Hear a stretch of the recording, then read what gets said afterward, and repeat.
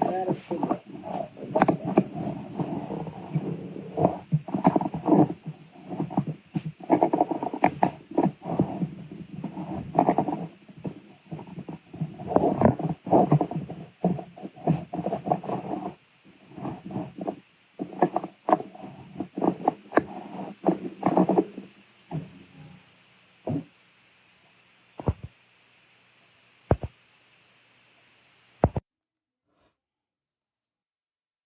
Fix the problem.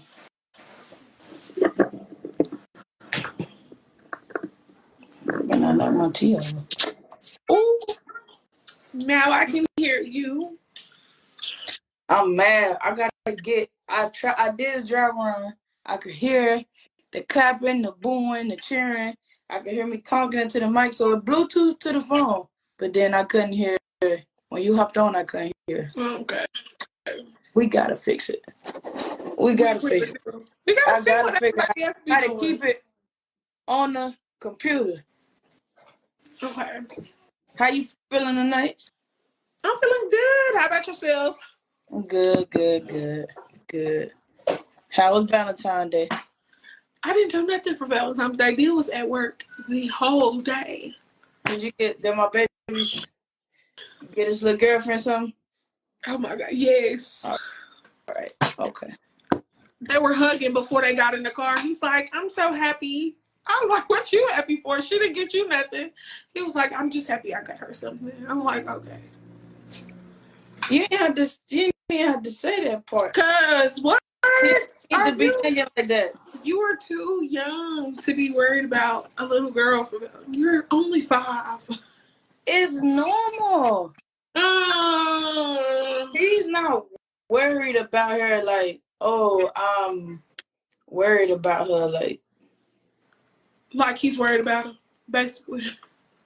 he just has a little crush on her. That's normal. He ain't worried about it like, oh, I can't do my work or school stuff if I'm not like he ain't worried about her like that. And so he got in trouble because somebody was making fun of her about the balloon that he got her. I don't know. He got a balloon? Yes, he got like her balloon. He got her like a little teddy bear, a little card, and then girl, we put $25 in the card. Don't ask me why we needed to put money in the card. Yeah. Oh, she got a good Valentine. That's the Y'all got a what they pre-K kindergarten? pre-K. So and he was at my mama talking about he was at the store telling me that I needed to buy her a bike. I said, yeah, I gotta have a conversation with him. Nah, he gotta calm down. Yeah, I only gave the boy $10. That's what I told him. $10. That's it. That's it. No, we got to Walmart and he embarrassed me. Told me, yeah, we need to put money in the card. I said, oh. And everybody was looking, so I felt I'm a pressured buyer. I was like, oh. Now I would have been pressured to tell him, you know what? We just gonna do it tomorrow when the stuff is on sale and half off. So that way your money could go farther. He didn't want to hear that. He wanted to give it to her in the morning. He was so excited. He was like, Mama, don't forget my gift is in the back of your trunk. Listen. I got some gifts yesterday, and then today went back and got some more gifts. Heard that. So how was your Valentine's Day? $20, $30. It was good. I mean, she been my Valentine forever, so like it was nothing. But y'all look so cute. I loved it. It's really it's like she get flowers and cards every time I see her. She get a flower and card every payday. It's just something I started. So like it's normal now, like to you know what I'm saying? But all right. How you feeling about this episode? How many people you want to get in before we get it? Wait. Did you get Dill anything? I did not. He didn't give me nothing. We said we were gonna do it this weekend. We're Saturday. We're supposed to be redoing Valentine's Day, but he just found out that one of the classes for him to become a tech is on Saturday that he cannot miss because it only comes around every 6 months. So I don't know. We probably have to reschedule. Probably try to see you do something Sunday if you're not tired. I don't know how long the class is, so. I didn't even know he was going to congratulate. I didn't even know he was going to school to be no tech. Thank you. Well, you know, within Ryder, they basically have their own classes. Yeah. So I got you. Been going with them, and he's been doing the training, and it's usually on Sunday. But this tech class only comes around like every 6 months. So it happened that he caught the end of it. Like they just told him today. He calls me. He's like, "We supposed to be doing something this weekend." I was like, "Yeah." He was like, "Oh, I gotta go somewhere." The Jeff was like, "Dude, we supposed to be doing something." Yes, that was. We supposed to be coming down there to see you too. Oh yeah, but I told you I'm coming up. I'm coming up there. Okay, well, he's taking a tech class. So I told you I'm coming to church. So Saturday y'all would have been busy anyway. But I'm off Friday, Saturday, Sunday, Monday because of President's Day. Okay, so we going to church Sunday. Y'all going to Abba? Mm-hmm. I'm supposed to be wearing a skirt this Sunday. So what? I am appalled. Oh, you did not know your best friend. I'll be doing the bending.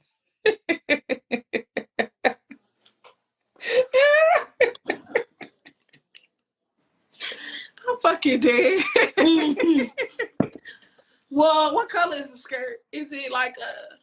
No, I went to Allen Outlet for the first time, and I found me. Tell me why I got some Steve Maddens. So Jazz thought that was $580. They was $58 for both pairs. They was like originally like $100 something. They was on sale for like I'm cheap. I know. I look expensive, but I'm cheap.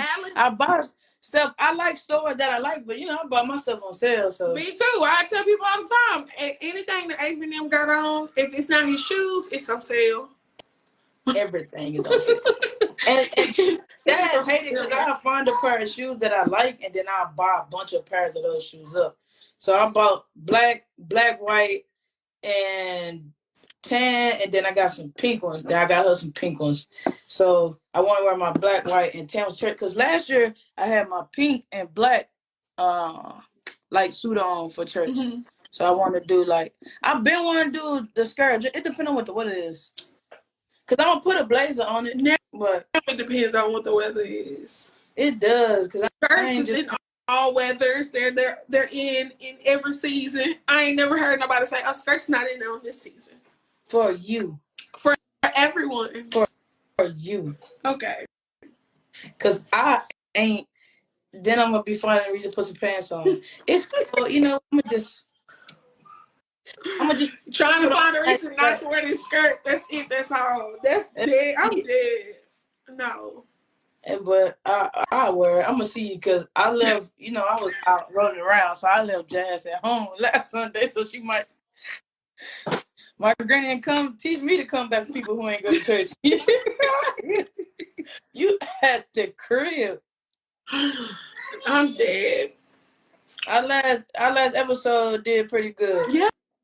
I loved it, and I really got a lot of feedback off of it. Like a lot of people actually listened to it that I didn't even think was listening to it. Yeah, I was like, I looked on there, it was like 348 views. I'm like, that's good. I don't want to get caught up in that stuff though. Yeah, leave some comments. Yeah, that's what I want. Those could be robots. Okay? I want to talk, just don't watch. Actually, be in engagements. But it actually is doing really good too. So the engagements just from them viewing it, clicking on it, it's actually right now doing really good on my page. I didn't even check the numbers, but every day they send me like a little up to date on the engagements and what's doing the most numbers, and it's that live. So. Well, we don't have people.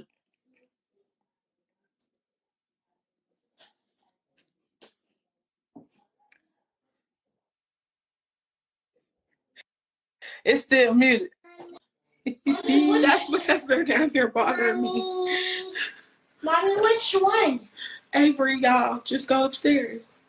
Deal at work. Yes, and yes. The clothes? Yeah. The one that's on the floor? No, the one that's in your drawer, in your white drawer.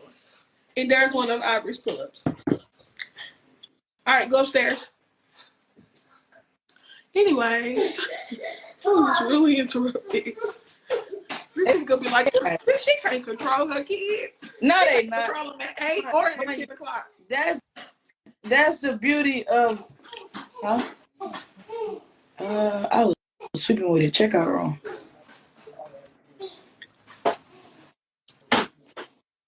All right. So, how you feel about this episode, this topic? You know what?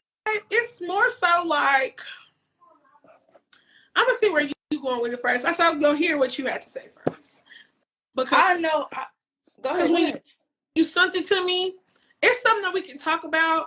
But I just want to make sure, like, I know we don't have to stay in like a certain type of realm. Like, it don't have to be just about one thing.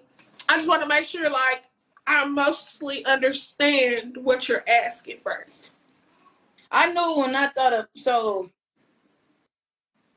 I be having a bunch of episodes saved in my phone. Like, I guess before we get into it, cause we didn't do it last time because it was a dry episode. But I guess we started, right? Yeah. All right, what's going on, beautiful people? Welcome back to Overthink Understanding Podcast. I'm your host, Viktoriya Moore, joined with my lovely co-host, Toochie. and we got another episode for y'all today. We're going to be talking about forgiving yourself for not knowing until you knew. So, if y'all checked out our live on Facebook before, we kind of had like a little background on it. My co-host was saying that she was going to let me start off and trying to kind of see where I'm going for with it. And then my mind, when I say forgive yourself for not knowing until you knew, is literally that. Like, a lot of stuff happened in life where I feel like we beat ourselves down. And it's not 9 times out of 10, it's not because we knew better. Like, some things happen, it's like, man, I knew about it. But some stuff that you get embarrassed to call yourself being ashamed of, it's stuff like I didn't even I can only speak for myself. Like, being away from the house so long, it taught me that everybody who don't come to see you doesn't mean like, oh, they're not important. Or me getting my last job and flying 30 to 26, 27 days out of the month, I was able to understand, like, okay, people not checking on you. People are busy. But sometimes you get around people and it's like, oh, you didn't come to this, so I sent to do that. And it's like, they don't care about me. It's like, that's not true. Like, they busy. But I think about like how I was, like, you didn't come to do something I wanted to do, or I felt some type of way, then more words than less, I'm cutting you off. And it's just like, why you act like that? So then now I'm sitting here like, dang, man, I was a bad person. Like, man, forgive me for this, that, and the therapy. And it's just like, you don't know until you know. Mm-hmm. Like, forgive yourself for not knowing stuff until you know it, or you give somebody and they show you a certain way about themselves, and they didn't, and you like, they end up being something totally different. Or you may bring somebody into your home that ends up harming someone close to you, but you never knew that person was like that, and you beat yourself up, and it's like, you didn't know. Like, yeah, like, certain people shouldn't be around, or it's easy when it's like monsters are the monsters. Like, oh, it's a monster in the closet, and but I feel like in life is kind of like that, where it's like, it's a monster in the closet, and the only thing you're scared of is, like they say, the skeleton. It's like, clean them out, forget about them, you ain't know no better. Now, if you knew better, that's something different. If you knew better and you did it, that's something totally different. Yeah. And it's like, but it's still forgive yourself and move on. But I think a lot of stuff even just talking to my lady or like family, it's just like a lot of people hold on to the stuff, and it's like, man, like, oh, my mom did this. They bitter, and it makes you bitter. And it's like, even towards yourself, you have this type of, I don't want to say like self-hate, but I feel like that's what it is. You have this type of self-hate or feeling for yourself, or like, if you have a flashback, like, sometimes you go through stuff, you have flashback, and it makes you like, oh, dang, like, you feel some type of way. 9 times out of 10, you have stuff or like something you did, like, man, I hate I even did that. I hate I ever did that to that person. I hate I even experienced it. And it's like, you didn't know any better. You didn't know no better. So it's like, I kind of thought about it. One episode, and I had seen a couple memes and stuff about it, like forgive yourself for not knowing until you knew. And I'm like, I think that'll be a good overthinking, understanding, podcast topic. You feel like you got a little bit more insight from that? Yeah. Cause that has been my last since the wedding. I have been doing that. I've been forgiving myself because I don't know about anybody else, but like I just hold myself up to this different type of standard, and it's like I'm a people pleaser too, Yeah. And then like I'm real.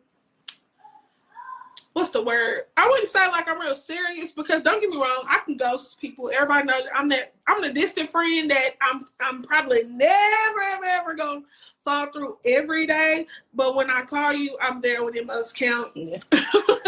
So it's like for me this year, last year in the beginning of this year too, it's really been with my friendships. Like I've been so hard on myself. Like, girl, you knew such and such, and you know they ain't really been such and such. Like, and I just been like it's my fault.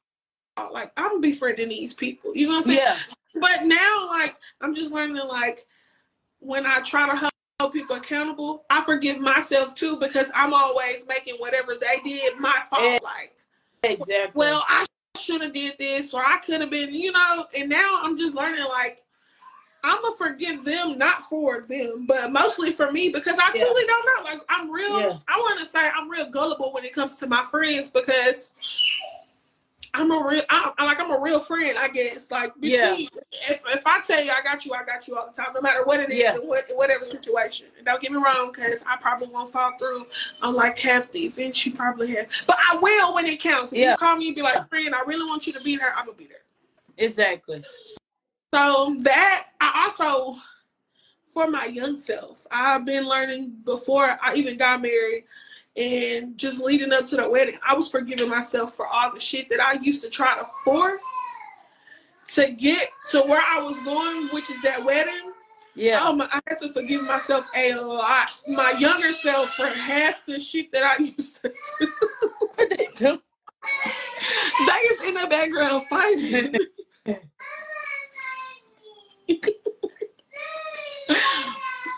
But yeah, my younger self though, I had to forgive myself a lot for a lot of stuff that I really didn't know until now. Like looking back, I'm just like, man, what was I doing? But you know what? I forgive that person because look where we got to. Exactly. And I ain't gonna lie, a lot of that was the reason. Like I was always like in a whole bunch of shit. Yeah. Always some type of drama. I was angry. So you know what I'm saying? It was easy to divert that to school and being in shit and getting in stuff. It was so easy to do that. So I have been forgiving myself, and I started that last year.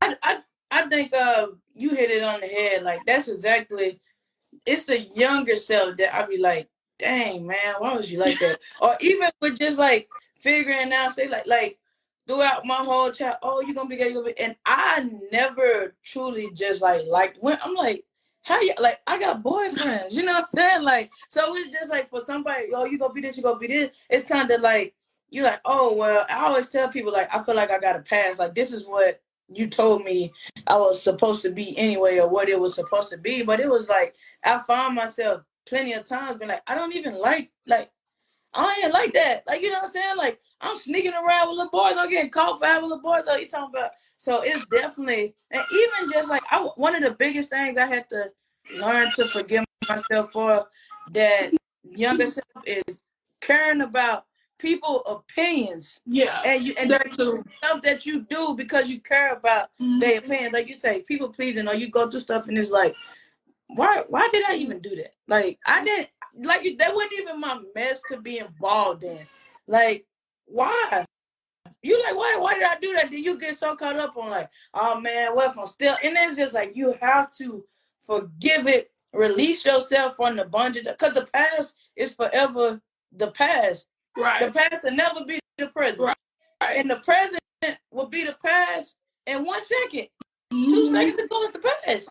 Like I done said before in episode, so it's just like, what is the point in dwelling in it if you're not gonna learn from it? I believe in like reflecting on the past and like going back and looking at it and be like, okay, like I'm like, okay, that happened, and what can I learn from this situation? But just sitting up there and being like, oh man, I did, and you beating yourself up about it, that ain't gonna do nothing. Right. And I feel like a lot of people do it, and this is just my belief. I feel like a lot of people, they won't say that they're doing it, but a lot of stuff that they let other people do to them is because they haven't forgave themselves. And I was a big person on that, like, oh, I deserve it. Like, oh well, you're talking to women, you deserve everything was because of that. Like, no, some people is just doing wrong. I don't feel like it's not that they don't want to. They don't know how. Yes. Because I'm trying to put her diaper on. Okay, can y'all just go watch TV? I'll do it in a minute. Get a snack and go watch TV. Yeah. But yeah, back to what I was saying. I feel like a lot of people don't know how to forgive themselves. Like, for real. Just think about it. 2-3 years ago, before, like, I even know that, like, a lot of that I was keeping bundled up, and a lot of that was carried on to, like, different situations. When I got into a relationship with him, he the one who even brought it to my attention. Hey, cut it out. Okay. Can y'all stop? Look, go watch cartoons. She won't take the banana. Okay, get a snack and go watch cartoons. So, back to what I'm saying. I'm sorry, y'all. Good, you good. I really truly didn't know what it even meant to forgive yourself, like, for real, and I don't know how. To this day, I'm still learning. I ain't completely mastered it, and I don't feel like I can ever master it, but I'm more aware of it now. So I feel like it's always like, in the back of my mind, like, girl, forgive yourself. It's not that deep. You're so hard on yourself. You be beating yourself up more than anybody in this world can, and it's not that deep. It's not that deep. So it's really so much of people don't know how to do it. Like, they don't know the tools to forgive themselves. Like, you can say I forgive myself, but do you really? Like, do you have a clear conscience about this situation? So I feel like it's a hard situation to do. I feel like that's why people don't do it, because they don't know how. I do, and I can agree with you wholeheartedly on that. And I think I don't think it's taught. Like, all the stuff that we get taught in school, and even the classes that was like mandatory electives, you could do like home ec, and they like, we're gonna teach you sewing.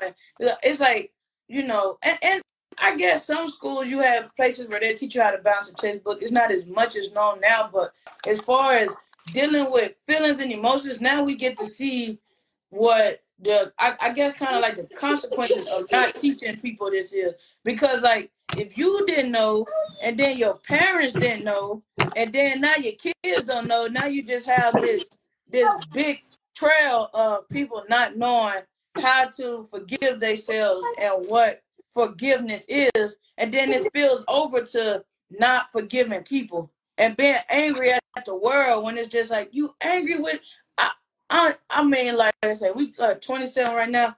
I had to learn, like, you don't people half of the things that you beating yourself up about, people don't even remember. That's one. And then the people who do remember, or they kind of hold you against it, they hold even more stuff against themselves. Mm-hmm. They hold even more stuff. So it's just a big thing where I have to learn, like, okay, forgive yourself and forgive other people.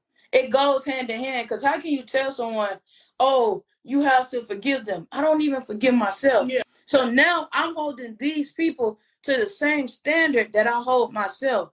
So you telling me to do something I am not capable of doing to me. Telling me, no, hell no, they gonna get exactly what I get. You know what? And so many times I feel like people don't see it unless it's somebody else's situation. Like, for real, with our mutual friend, I know they probably don't want us talking about this, but I don't care. Our mutual friends, I tell them all the time, with the situation that's going on, like, okay, with us getting into it with other girls, let's say me and you were into it. Yeah. And I remember texting one of them, and I was like, you really should forgive so-and-so, because I don't feel like they actually meant what they said. I feel like they're so angry with themselves for letting it get so bad that they got to keep it up with the other person. So, like, it's like, people really don't see it until somebody else's situation. And just looking at that situation, and once I said that to her, I was like, that's so crazy that I'm saying this to her. And then here I am telling myself, like, bitch, what are you doing? Like, you should have been done with school. You should have been got this PhD. Like, why are you going so slow? But you know what? Yeah. I'm going so slow because it's not my time. I'm not ready for it yet. I feel like I still have a lot to grow for. And that's me forgiving myself. Like, I start this year, actually, when I was like, you know, you got your bachelor's, you working on doing your master's, but you dragging your feet on that because you won't go do the fucking testing. The testing takes really a lot of time. Yeah. It's just like, I was telling Deal the other day, I was like, I really want to quit because I can really just go be a CPS worker. Yeah. And he was like, but is that really truly what you want to do? And it was like, I was telling him, I'm like, no, but I need to do it. Like, I'm going too slow. Like, you know, just really not giving myself grace and giving myself time to build up to get what I really want to get. And that's that PhD. And like I said, it's just taking me a little bit more time because I still have a lot of stuff I got to master before I get there. I haven't yet. I still have a lot to grow up. I mean, I still got a lot of growth and improvement. I feel like before I get that PhD, because I don't feel like my attitude is all the way there yet to be in Georgia. For real, this is me. But this is me forgiving myself for, you know, now I know these things. Now I'm aware of how much I still have to grow. So it's just like, that is a part of me forgiving myself. That's part of my way to forgive myself. Because true enough, I'm more than sure I could go get a job and be at that job and be irritated by the second year that I'm there. But that's not what I really want to do. So I'm giving myself grace. Like, girl, you gonna get it. You okay. Just keep working for it. And even for you to have your bachelor, you know what I mean? People don't have bachelors. Yeah. And my brother has a great job, but it took him, I think it took him 8 years to finish his degree. You know what I'm saying? So I feel it's just like anything. When you get fixated on the problem, you can never see the solution. Mm-hmm. So when you sitting up there, like, forgiving ourselves for things that, even like you say, things that we feel like we can control, but truthfully we have no control over. Because it's just like, yes, I could go faster, but just like anything that I've learned when you're doing things, it's going to be roadblocks. Mm-hmm. So yes, it's great if you start earlier, but the same roadblocks are going to be there. You think like, oh, if I would have started on time, which we make ourselves this fiction of this time, oh, if I would have started on time, this roadblock wouldn't have been there. Right. But no, the roadblock is a part of that, whatever you're trying to get to, that roadblock will forever be there. But you sitting up there fixated like, man, I did that and I didn't. And then, like I said, like you said, it's easier to see it in somebody else's situation. Mm-hmm. That was a big thing that I feel like relationship-wise too, like you say, being able to look on the outside looking in, or even, you know, like they say, you know, either you die young enough to stay the superhero or you live long enough to be the villain. And you kind of learn when you go in situations that you never thought that you would be in. Right. And then you see, like, I judge this person so hard about this situation and I'm in it and I'm borderline doing the same thing. Mm-hmm. But your resources or finances or circumstances may be a little bit different for you to tweet, but you judge somebody for so hard that was in a position maybe 2-3 years ago, and here you are 2-3 years later in the same position, and you just like, dang, like, man, like I judge the mess out that person, and you don't know, like you really don't get it, and that's why I say, like, you have to forgive yourself for not knowing until you know. Yeah. Because some things you don't know until you get. That's why they say time, life, whatever is the best teacher, because you don't know until you get put in that situation. And you like, or like you say, you on the outside looking in, like, people really do be hurting. Like it's kind of like you get to self-loving and forgiving yourself. You kind of realize like it's just like just like the opposite effect. You sitting there mad at everybody and not forgiving yourself, so you don't forgive anybody because you hold them to the same standards as yourself. But then you start forgiving yourself and you able to see it on the outside. Like, you know what? Right. That person cut me off in traffic, or that person did this, or even some people that do messed up stuff. Like, you know what? They need forgiveness. Yeah. And forgiveness looks different because, like you say, you know, I'm still that person. Like, you did what you did, I forgive you. but if I catch you, it's principle. But it's like, I forgive you. That is something you need to work on. See, and that's something I need to work on still too. Gotta that's just like if you go into court and you got a ticket and you tell the judge like, hey, I take full responsibility. You know, I was speeding. I had this going on. The judge gonna be like, you know what? I thank you for your honesty. You still gotta pay this ticket. Not sometimes. It's the same way. Not sometimes. Not all the time, but I'm saying. I went to court and I had a ticket and they dismissed it because I was so young. He felt like, you know, that was the younger me. I showed him I had a driver's license. He was like, you know what? That was the younger you, and we're going to forgive your ticket. And they dismissed it. So, me saying I had a situation like that too. You had to pay the court. But it's still. Yeah, I get what you're saying. Yeah. Like, you're very big on principle, and that's fine. But for me, in my journey, like, because I'm like that too. Like, it's still a couple of bitches I got to get up with. It's going to forever be like that. And you know what? Yeah. I pray every day, and I be like, I really truly hope I never run into them right now. We on the same. That's the same time I'm on. Like, you had to hurt, but that is the overall is the same thing. I'm just saying. I pray I never the people I really want to see. Yes, I really truly do, because I know for a fact I'm gonna do something to them. Exactly. I'm gonna do something for sure. That is a step thing. But you know what? Just like knowing and understanding how much I done grown, seeing them will put me right back to square one, and I don't want to do that because I've worked so hard to get where I am. Because anybody that knew me about like 5 years ago, I was a lot. I was a lot, but you know what? I forgive that little girl because it was so much shit that I had to work through to get to the young woman that I am now, and I'm appreciative because I never went to jail. I don't have a record. I'm clean as a whistle. Hell, I think I got a ticket in Cockery Hill. But anyways, listen. Long story short, we gonna bleep that out. Long story short, I'm doing like so much better than what I would have thought I was doing, and that was because I started forgiving myself for a lot of the stuff that I didn't really understand back then. Like I felt like I was so into, you know, hurrying up, being grown and moving fast and trying to get where I want to go and knowing what I want to do. I didn't really just take a step back to be like, you're really doing really good. Like, you're doing very good for yourself, and not even just wanting to compare me to no one else. You're doing like really good for yourself. So it was like, I had to go through a lot of forgiveness, understand why I was so upset, why I was so ready to fight, and what, Alfred? Get it. Why I was so ready to fight and be so angry and aggressive. And it really I did have to do a lot of self-reflecting. A lot of the situations that I was even in was because of myself. So yes. So like a lot of that. But you know what? I have a question. What would you tell your younger self?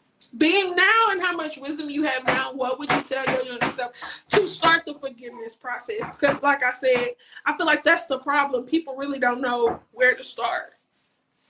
That's a good question. That's a good question. You look a little stunned. I did, because I was thinking, I was like, that's a great, because I think about it so much. I think about it so much, but I feel like it's cliche to say like, forgive yourself. Like, you don't know. You know, like, you do not know. You didn't know. Like, you didn't. You what? I'm not this person who done been through all these situations and done been able to be blessed. Like you say, have this wisdom or be in touch with the Heavenly Father. You not that person. Like, you trying to, so you shouldn't be doing this. You taught me better. Or, you know, the parents say that. Like, no, you didn't. Like, you think you taught me better. So when your parents telling you like, oh, you shouldn't do that, I taught you better, you telling yourself like, man, I shouldn't do that, they taught me better. When it's like, no, I think I'm doing what you told me. Like you cause like, you know, but truthfully honest, like a lot of stuff your parents feel like they taught you, it was like, you know, do as I say, not as I do, or you seen one way, but they told you to be like, we live in the hood. Yeah. Somebody got shot yesterday. Like, this is what y'all, like, I seen a dude getting weed stuffed in his pants while I'm playing on the computer. Like, this is where we're at. And you're telling me, like, you teaching me something different, but I see you doing no different. So you're saying something else, but your action, you're not teaching me nothing different. So I think it's that, like, forgive yourself because you do not know. Like, you think you get it because somebody telling you you're supposed to get it.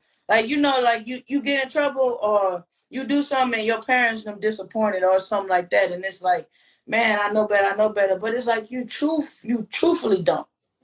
Your parents don't I even feel know like I better. had a similar situation.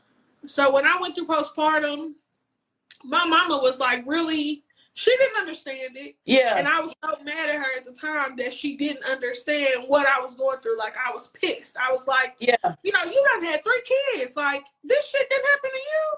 And you are telling me, like, oh, you shouldn't be crying. Get up. Stop crying. And you're going to make the baby cry.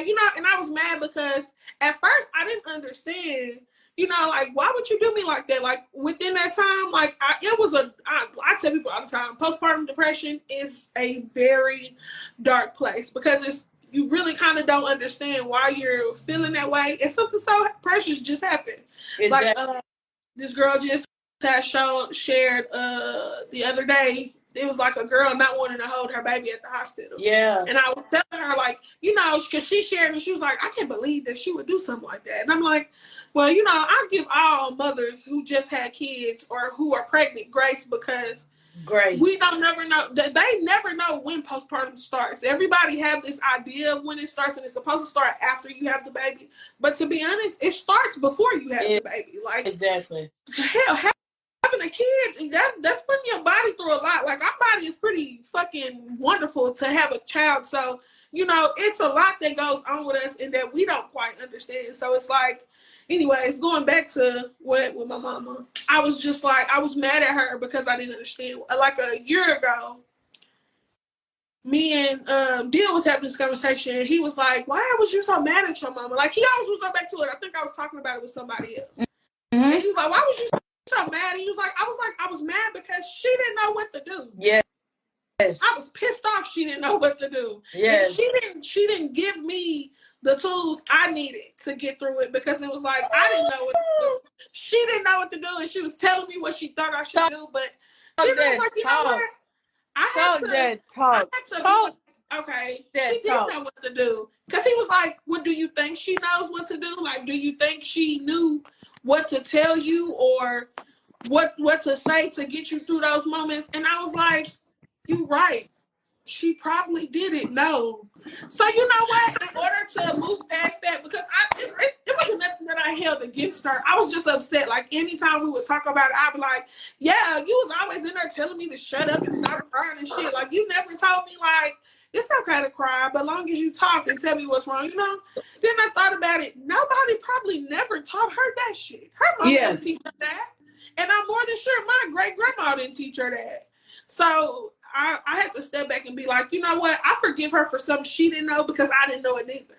So here I am showing grace to her, but I need to show grace to myself because that was a very hard time, and I was still upset with her about it. Like, I wasn't to the point where I wasn't talking about it. I was just upset because she really couldn't tell me what to do to get through it, but she didn't truly know what to tell me.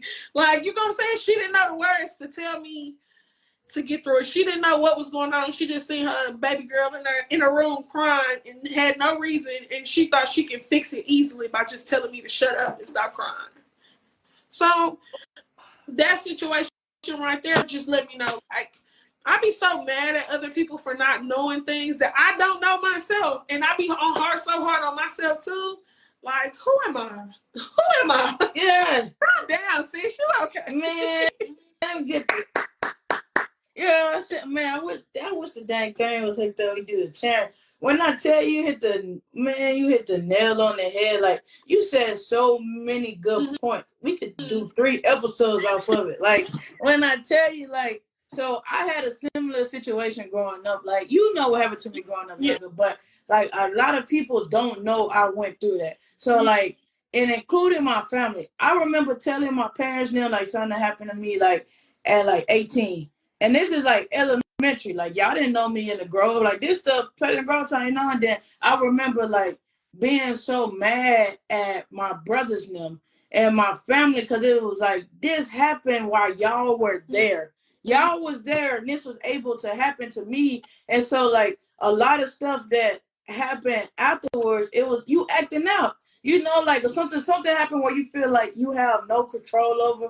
You like, okay, nobody else will be able to play with me like that. Yeah. So you get kicked out, you doing this. You shouldn't be doing this. We re-raise you like this, and it's like, man, shut the hell up. At one point, I tell you, like, I'm telling you, truthfully honest, at one point, like, when I figured that my parents had this kind of like what people thought about on the outside of character, it's like you purposely do stuff. Yeah. Like, it's like, oh, you think it's this, it's that. Yeah. And then people tell you how good you had it growing up. And it was like, what if I tell you that my childhood stopped at this age? What if I tell you that my childhood stopped at elementary? I was no longer a kid anymore. So a lot of stuff that you telling me I was doing and I did growing up and even into my adult years, it's like, oh, you shouldn't do this, you shouldn't do that. When it's just like, you don't know. You don't know what the hell. Like, you gonna tell me how I should act. Yeah. Shut up. You know what I'm saying? Like, I be so, like you say, like, and my brother, my big brother, like, of course, it always hurt his feelings because he like, I would have did this and I would have protected you, blah, blah, blah, and this and that. And he was just like, why were you so mad at us when we was kids? And I remember, like, it was Pastor Rush. I was sitting in my bedroom because, you know, like, I bought they streaming or whatever. And that's the church I have been going through since forever. So, like, I'm in my room streaming it, and Pastor Rush had gave this sermon on talking about, like, you forgive people because they don't even know why you mad at them. Yeah. Like, you never said nothing to them and you holding this in and you feel like they were supposed to know, but you know they don't know. Because right. if they really did know, stuff would have happened different. You know what I'm saying? So it was kind of like, man, dang, like, it hit me. And I just remember listening, and I called my family and I told them. And like I said all the time on my other episodes, when I told my family what happened to me growing up, they was like, okay, that's why you acted the way that you did. It wasn't like, man, I never, like, of course, like my brother would say, like, you didn't better. Like, for you to even be strong and go through that and not say nothing to nobody, you was just Victoria. You was a different version of Victoria, but you was Victoria. But I think that point, like, I had the same type of situation. Yeah, because I truly didn't understand what you was. This is what I think is, like I say, it's understanding. I feel like my people went through similar things, so they understood, but they didn't know. Yeah. So you holding something against somebody when it's different. When it's just my opinion, right? It's harder to forgive people when they don't know and you're explaining it to them, like, you hurt me. Like, what you did made me feel like this. And they just like, well, you need to suck it up. Or, you know what I'm saying? It's like, it's different when you tell somebody. And then when you don't tell somebody, you just got this hatred for them for what they did. When both of them the same thing, they don't know.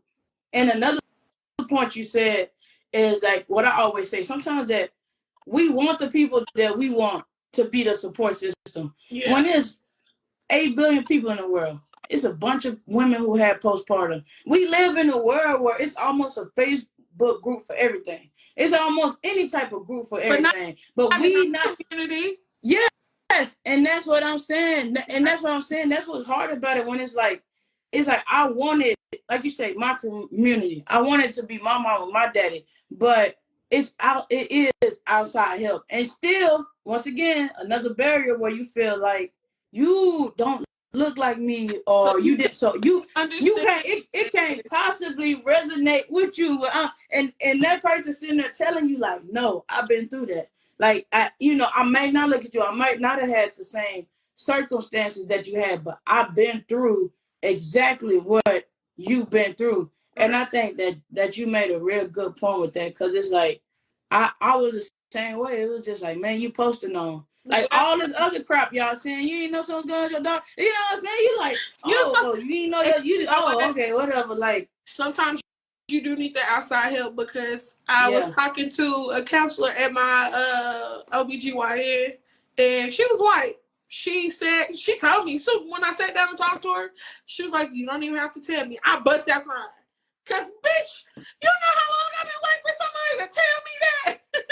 For real, because you don't, man, when you have a kid, that is a very dark place. Yeah. postpartum depression, you start seeing things that you never really ever thought that you like. If you would have heard the shit that I was telling Deal, and I'm so thankful for him. Wait, because I'm sorry. That's what Jay Prince Jr. No, Jay Prince Senior, I guess. Daughter came out. The video, and it broke my, and it was the same because it was pissing me off. You were more open about it now. Like I look at it so much different. But that was the same thing. Like, ooh, and it makes me so mad when I see people up under posters like that are like older Black women, and they're like, one of the ladies was telling me, she was like, that don't have nothing to do with the baby. Bitch, yes it does. If that mama's not well, that baby can't be well. That baby won't be taken care of. Like, what? And like I said, it's always our community, our color.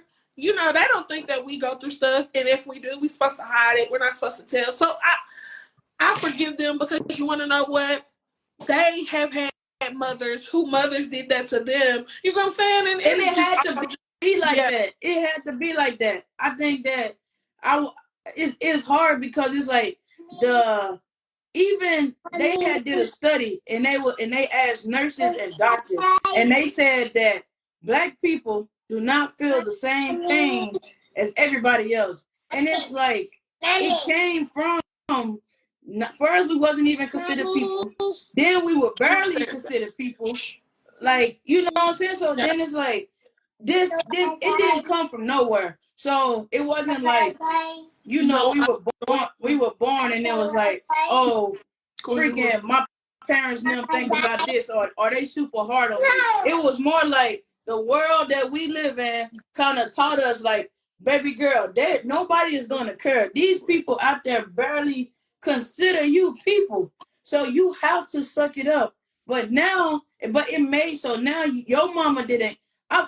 It's hard because I won't go down. I feel like the explanation got lost in the lesson. Yeah. Like, it was like, be hard, and like you say, don't post a short, and it was like, but why? After a while, exactly. After a while, the why got left behind with the first 2-3 generations who knew the why, and the only thing was left was the lesson. You don't talk to this, you don't do that. You know, it's just like, I need help. Like, who do I talk to about? Like, you don't want me going to get in school and kicked out. I need somebody else to be like, they understand what's going on and what happened. And like you said, like, I remember it was like a Facebook thing that came out, and it was something that simple. It said like I was 12 and 13, and then it was like 6 and whatever, or I was like 5 and this, so I was 18 and 19, and under one of the posts, it was like, it's sad that no female has to put what this is about, and all of us know what it's about. And it was the same thing under that post. I seen a lady who said, I would usually be one of those people who was like, that shouldn't happen, and, you know, judging this mama. And it was like a little paragraph, but she was like, I've had a baby, so I get it. So just like you said, like, it was a bunch of comments crazy, but it was some comments that was like, you do not know how that feel. And I felt more bad to somebody recording it. Yeah, like that's that. And why would you record somebody going through that? That is crazy. But you wouldn't intervene to help. You didn't help the baby. You didn't help the mama. And it's just like, I remember talking to somebody, you know, whatever, right? I remember talking to somebody who had went through. I remember talking to somebody who had went through postpartum depression, and they had twins, and it was just like, it was the same thing. Like, of course, I was close to them too, and they talked about it, but I wasn't with them when they was going through it. But they'll talk about how the person they was with was just like, you need to get your stuff together. The babies don't need to see you sad. This, that, and the third. And it was just like, you know, from what she said, she had plenty of times that she wanted to like hurt herself. She was like, I'd just be washing dishes and be like, you know, how would it feel? Would it feel some type of way if I slit my wrist or if I do something like that? And she like, I had times where I didn't want to be around my kids, and it's just like, nobody could prep you for that. So you hate the person that you was when you was going through that, but you telling yourself that you hate being human.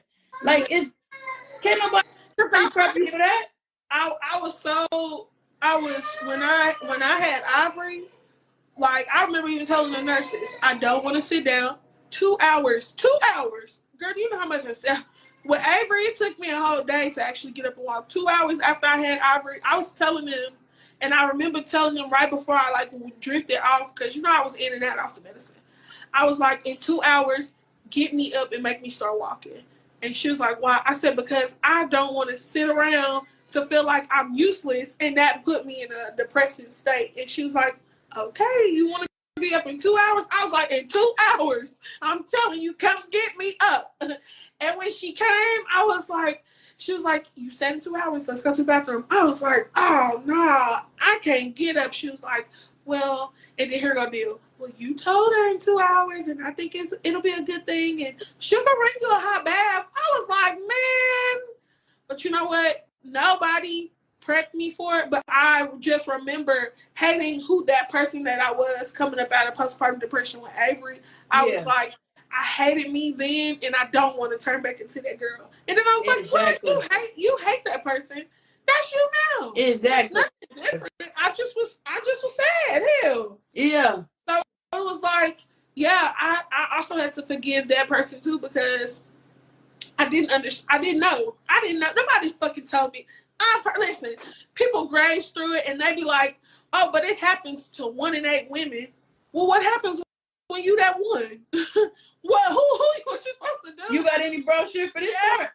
Yeah, so Is it a YouTube video I can scroll to for this part? They had, and when you walk into a doctor's office, they don't have nothing about postpartum besides postpartum when you come back to get checked up and all that.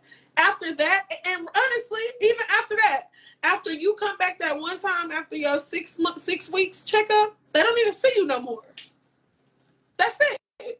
So it's like nobody prepares you for that part. Nobody tells you how to navigate through it once you get through it. So now, like me, I'm so aware of it. And like I said, I give grace to mothers that's going through it, because being in that place, until you've been in that place, you don't know what you don't get it. Is. Yeah, that really be coming through you, because like it be stuff to where I only tell people who's going through it what I said, because then they be like, oh, I understand why you said it, because I want to do it too right now. So like I be trying to tell people, like, man, y'all, they don't know how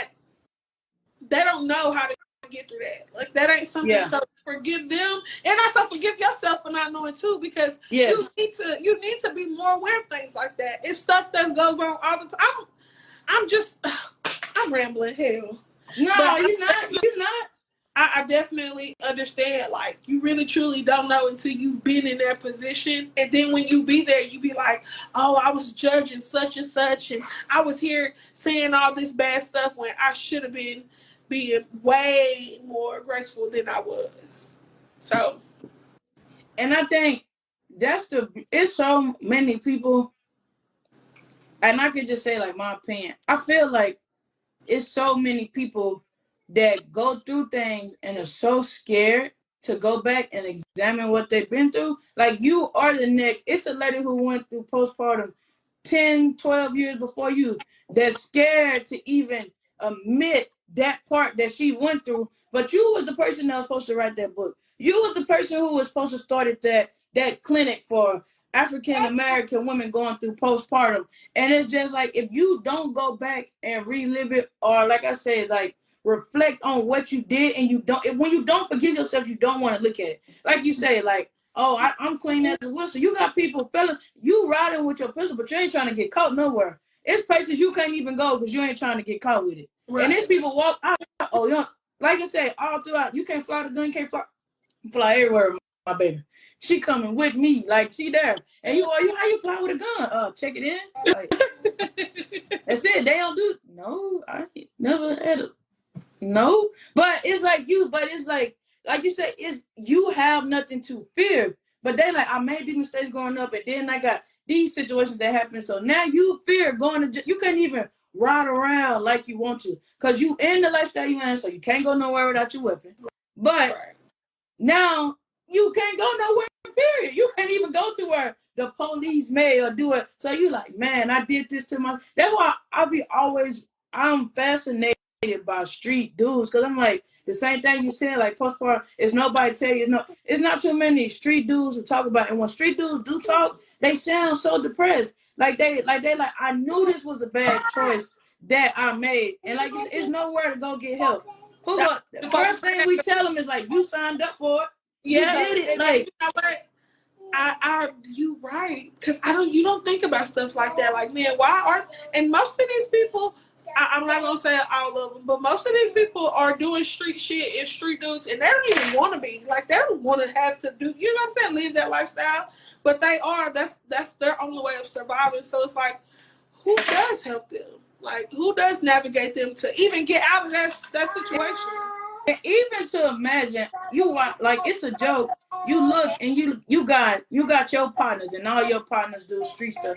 And just like our friend group, if every female friend you had postpartum depression, how sad would that be? Like, if we put it in our bio, how people put, like, people that hood dude, street niggas or whatever, hood dudes who died in their bio. We laugh. We like, you got 8 RIPs in your bio, but that's 8. I don't have 8 people that I was close to that done passed.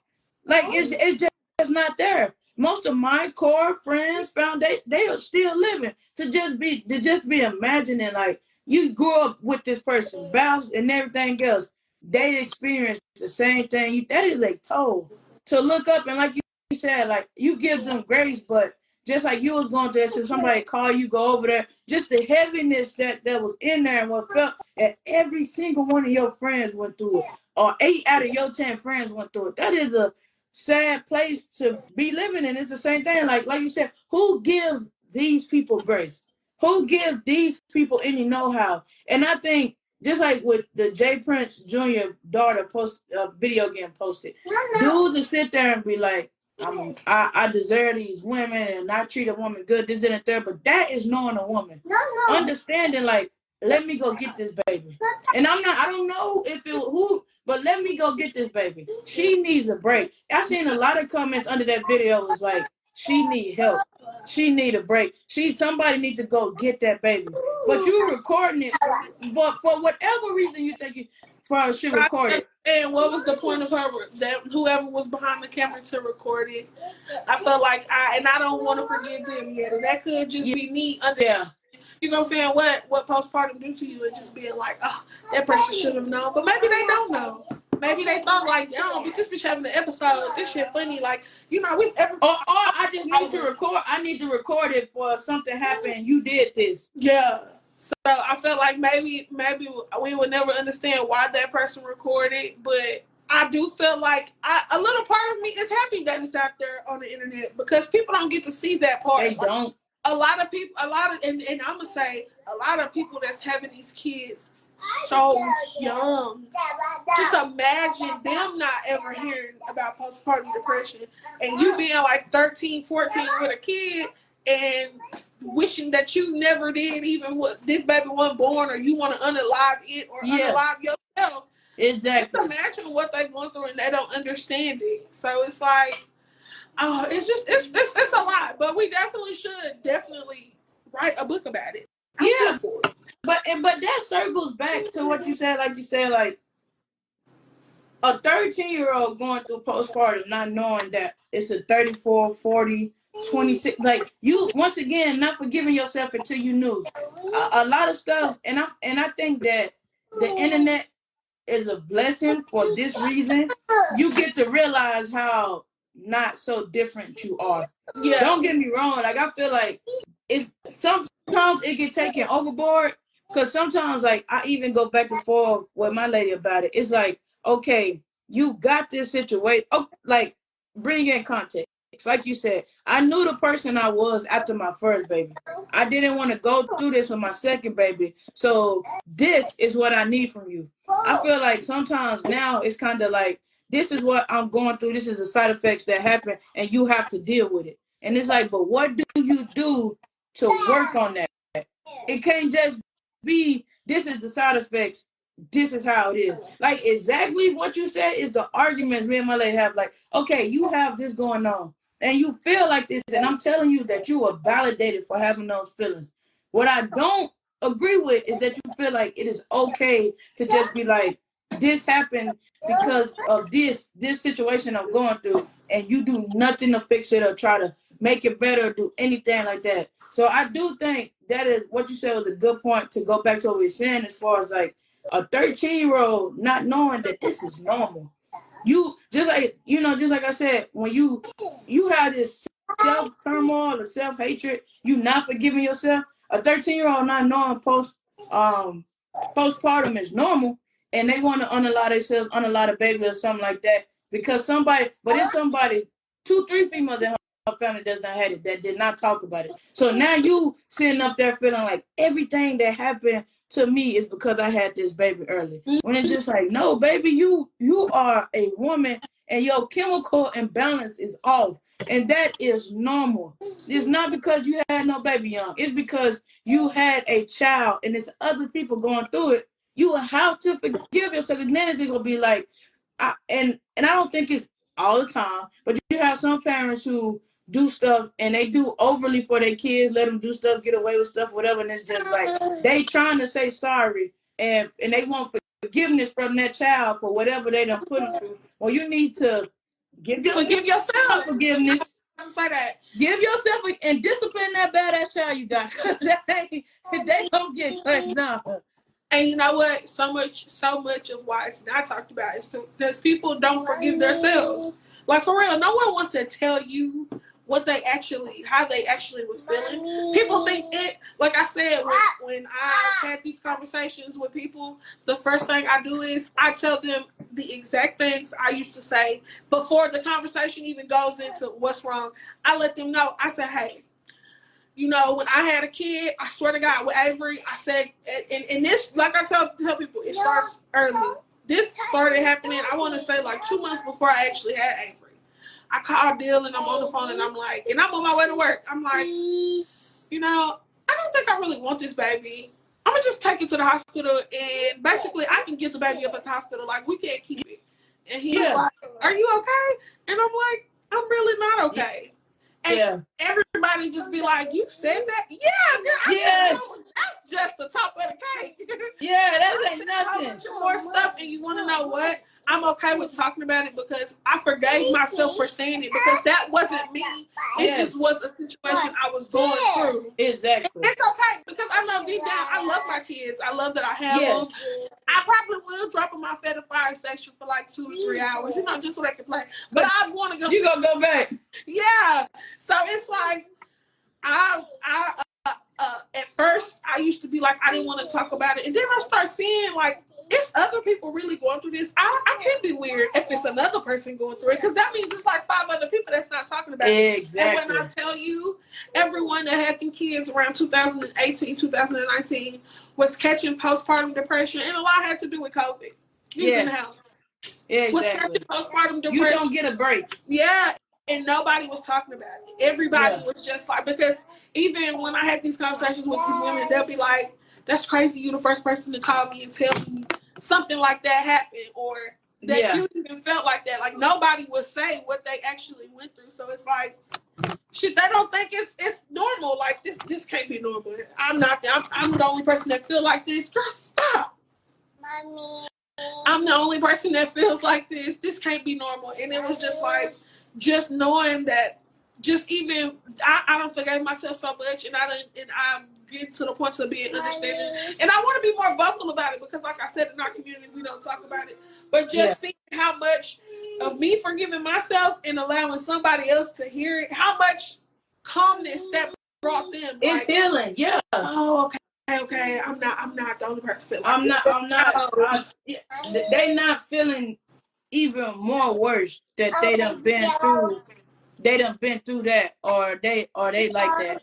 I think, and that's one thing I say. Like I always wanted to use my platform for, and the reason that I'm not telling my stories or stuff that I'm happening to put nobody in my business. Like I say it all the time, but it's like people don't talk. And everybody's not going to talk about the stuff that they've been through. And everybody's not going to sit there and be reflective and say, like, I knew I messed up. Or I know at the time that was messed up, but I still own the decisions that I made. Because that was the only thing I knew to make at that time, this is the only decision that I had to make at this time. And I know, like, with my brother having cancer and it's really a hard thing to, like you say, like, people don't get it. So it's like you at work, especially being in the service, it's like, I'm telling you, like, it still run me wrong to this day. Like, we talking about forgiveness. And that lady was like, my father died. And it was like, my brother's still going to have cancer tomorrow. Your daddy's still going to be dead tomorrow. And my brother's still going to have cancer tomorrow. Like, what the hell is you talking about? Like, and it's like, it's the way, like, you acting like this. And I think it rubbed me so wrong because people got to see, like, anything, I always say, like, I'm self-motivated. So you want me to be this stored employee. And in the service, like, we ain't got no bosses. You got supervisors. Supervisors on supervisors. The Army pays me my check. But you got, like, supervisors on top of more supervisors. Nobody's not literally your boss. They say, you ain't my damn boss. You ain't cashing my checks. You ain't writing my check. It's just weird. Like, you do evals and stuff. But when that lady said that, it was just like, you want me to be this employee, but I'm not okay right now. Right. And then it's this back and forth fight of, like, oh, I'm supposed to be okay. Like, people, you got to say, and it's like, so you do this back and forth. And when it's like, no, I'm not okay. So then I met a chick who father had the same counsel that my brother had. And it was just like, she said something. She was like, I didn't realize how much mentally, somebody being sick, how much mentally of a toll it takes on you. Right. And it's just like, once again, like, you don't announce the same way. Like, my mother lost her mom at 17. My auntie was 11. Like, my mom, I'm 27 years old. My mom is still here. I cannot imagine what y'all went through and how it was to be so long without your mother. But I know, like, it's still does not very me comfort. Like, my brother is barely 25. And, you know what I'm saying? Like, they saying he's terminal, and it's like, you are not okay. But it's like, I seen the after effects of my mama dying from cancer and stuff like that. But it's still, I feel like she never talked about it. Right. And it was a lot of, how can I say that? It was a lot of, I feel like, unforgiveness on her heart. Because that, you can't go up there and tell that person that I'm sorry, they gone. Yeah. So once again, this kind of circle back to what he's saying. Like, I feel like growing up, it was a lot of me watching my mama not forgive herself. Like, your mama didn't tell you that she was sick, and you didn't know that she was sick, but you still can't tell her, like, forgive yourself, because once again, I'm not in your situation. Right. So me telling you to forgive yourself, you don't get it. Like, it was a similar situation where two people close to me, one of their mothers had died from cancer, and the other person was telling them, like, go out, come out, like, the mom was telling them, like, I just don't want you in here, and they were saying, like, I'm not leaving my mother, and the person was saying, like, come out, come kick it, get out, come fly to where I'm at, you don't need to be in there, even your mama saying come out. And then that later on, like a year or so later, a person close to them got cancer, and they was like distraught, like beating themselves up, like, I wouldn't even know what to do for the person that who mama died, to be there for them, because they realize now they know how it feels. Because they didn't know at that time. They like, why are you sitting in the hospital room with your mama? She got cancer, she even telling you to leave. And they say, like, I'm not leaving. And then when they get put in a situation where somebody they love get hurt, they like, I don't even know what I would do. Right. And they not even past it. They just have cancer. How can I look at this person trying to be there for me when I was a million miles away while you was going through your situation? Right. So that's why I say, like, it's like you say, it's a hard thing, but you have to forgive yourself. And it's selfish. I feel like it's selfish because I learned, I forgive myself. It is easier for me to forgive you. It is easier for me to be like, you know what, Toochie? You probably just having a bad day. You know what? I don't hold that against you. Just like our situation, we missed one of our mutual friends' baby shower. My position, I throw something, everybody can come. I get it. Like, stuff happens. I'm not sitting up there like, oh man, Ron, this, that, and that. You know what I'm saying? Because it's like, I've been gone consecutively 8 years. Not too many people show up for nothing. Not a visit, not a kick it. You asked for money, you wanted to talk about, but it wasn't a visit, a kick it, or nothing in between. So, like, I get it. people are busy. Like, right. It is okay. So you getting mad and you saying, oh, you might be destroying a good friendship because they didn't show up to your baby party or they didn't show up to your birthday party because you don't get it. Like, people are busy. It's people that don't do what you do every day. Right. You know what I'm saying? Like, it's people that has a lot of obligation. Or even put myself in the shoes of being like, okay, now that I'm back in Texas and people have more access to me, now it's okay, you come over here. I want to invite you here. I want to invite you there. Back then, I didn't have that problem. Right. For 8 years, I didn't have to be like, oh, I'm going to come here and I'm going to pull up here. Last Saturday, I went to see my brother who has cancer, check on him, make sure he was good because I hadn't seen him in like a week or 2 since I've been down in my new house. Went up there to see him. My little cousin happened to have a step show on the same night. My lady wanted to do some shopping. We want to check that. So I'm talking in the car driving for 2 to 3 hours. These places are not close. Right. And you realize, like, I'm pushing 80 trying to make it just to be there to show somebody I support them and be like, I want to be here because I couldn't be. But it's like busy, super busy. I'm driving down 2, 3 hours from where I live to make sure that I make it to my brother and the thing. And sometimes I have to catch myself. It's like, once again, forgiveness for not knowing until you knew. You running yourself crazy. When you trying to be forgetting, it's like you running yourself crazy for people who did not come see you right. for 8 years. Like, you kind of get into the turtle race and you just like, calm down. It's okay if you don't make it. You want to make it and you want to do it, but these people did not better. It's nothing that could be said like, oh, you know, like people like you didn't pick up. But why did I stop picking up the phone? How many times did I pick up the phone before I stopped picking it up? Yeah. And then not only that, like for me with you, it's just even now I'm always like, oh, I don't call more because more busy. Yeah. Like, I know everybody might not think you busy, but you busy. Like, even now, even me, like Nisha she's always FaceTiming me, and she's always like, girl, Toochie, you is so busy. And I be like, I'm really not. Like, I be trying, because me too, I'm always like, oh, well, let me make it here to this person, and let me make it here. Then I start thinking, like, I need to slow it down. I need to learn that I can't be everywhere all the time, and it's okay if I miss an event or two, because y'all do the same thing. Like, now I be telling, like, Bill always have to remind me, babe, it's okay if you miss that event. And I'm like, you right. I'm trying to make. I done went to 3 kid parties in one day. Exactly. What the fuck? I was telling myself, like, I'm in the car talking to myself, and Avery's like, yeah, mommy, we didn't have to go to all those parties. I'm tired.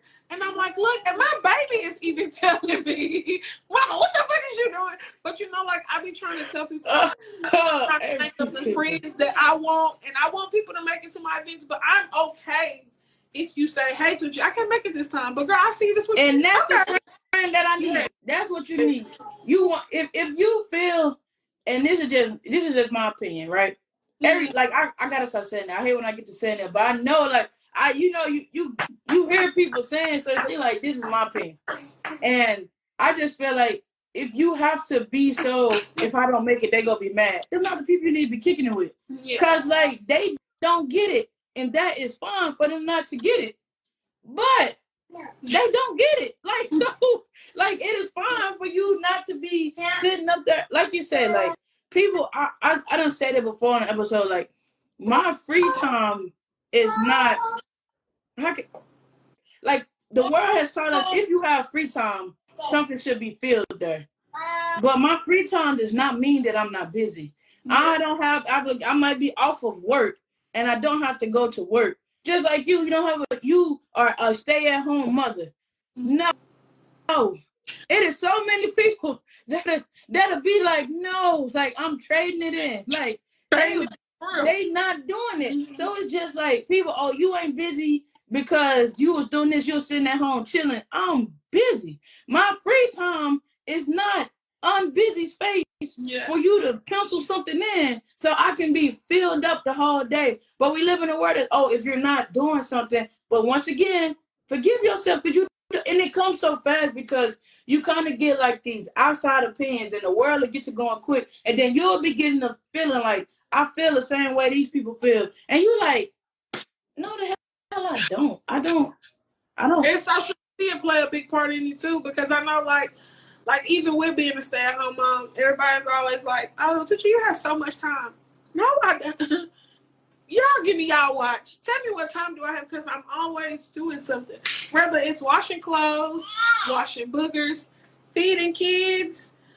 Oh, are you eating that? Even feeding now. Making, yeah, like I'm doing two things at one time because my daughter wants to be right here. But even now, like it's never it's never like, okay, Toochie, you're not doing nothing, girl. You can come see me, or you know what I'm saying? I'm always doing something. Whether it's little or small, to me, that's something. It is. And I feel like at first I used to be like, oh, well, you should be able to do that. You should be able to clean, cook, wash dishes, and wash clothes, take the kids to the park, pick Avery up, go to all this little shit. And I had to like limit myself because I was like, I'm putting so much on my plate and I can't eat all this shit. I can't eat all this. Yeah. It was like me having to like show myself that it's okay if I can't get all of that checked off. I'm gonna get it checked off, but it's okay if today ain't the day that I check it off. Ain't the day that it get done. Yeah, so I understand that too. Like I understand the people think that you are. The baby has climbed on the table. Damn. But I definitely feel like just a lot of people had that outlook because of social media. Social media plays such a big role in that because we always feel like we're not doing enough or someone's doing more than us and we're lagging. And that's my problem. I'm always like, oh, well, such and such flying across country. Here I am still trying to get a PhD. Like, Toochie, what are you doing? Yeah, I've been in this service. I do not have a bachelor's. I'm working. I ain't got no I don't have no bachelor's. I agree. She failed. Okay. Okay, Mama. It's okay. But like what you said, and that's why they say comparison is like the thief to all joy, because you feel like you're not doing nothing to people. And I always look at like celebrities. And a lot of celebrity houses, especially if they ain't got no nanny, even if they do got a nanny, them houses be dirty. I said before, I said all the time, like, them houses be dirty, or they have so many people helping them. And even working the last job that I did, like you working with the top people of the service. Like I literally was flying around the top, the Secretary of the Army, Chief of Staff. Like this is the top, the Sergeant Major. This is the highest that you can go. Like enlisted, Sergeant Major of the Army is the highest enlisted rank you could go. So it's like you seeing these people like, okay, you have somebody, and there was small stuff like we would hand them a passport sheet to fill out. And it'll be like, oh, what I supposed to give it to them? And you just like, what the hell? Like you're growing ass, but you don't know. Like, you know what I'm saying? Like you don't get it until you, like I said, you don't know. So you feeling like, oh man, this person does so much when you don't realize like the small stuff. The job people wanted me to do after this, it's called an enlisted aide. And basically you are a assistant to these generals or higher ups. I ain't want to be no assistant. But somebody's literally and it's not their wives. Not saying their wives don't cook sometimes, maybe. You have an enlisted aide to cook you meals. Get your uniform ready. Clean your house if need be. And you up there like, I want to be these people. And you don't realize how much these people do not do for themselves. We do. I go, if I get too busy and don't put no gas in my car, which I try, I keep it on full, right? Ain't nobody gonna put no gas in my car. No. You got people who don't worry about gas, don't worry about this, cleaning, none of that. You don't realize how much that you do at the level that you are because you do not know. Yeah. And the moment that you get through something, and it's always a realization when somebody that's doing it speaks about it. And it's like, dang, like you don't do that? Oh no, my such and such been doing that forever. Or who watched your kids growing up? Even listening to a lot of older people, I realized how much some generations didn't raise their kids. The grandmamas did. And it's just like you hear and it always be subtle. It'll be something like my mom and daddy wasn't the best mama to me, but they great to my grandchildren. And your grandchildren don't know. So your children don't know. So your children looking at grandpa and papa and mom and them like they is these awesome people. And then they get old and they like, you want shit. Like, they don't get it. They like, you did what to mama now?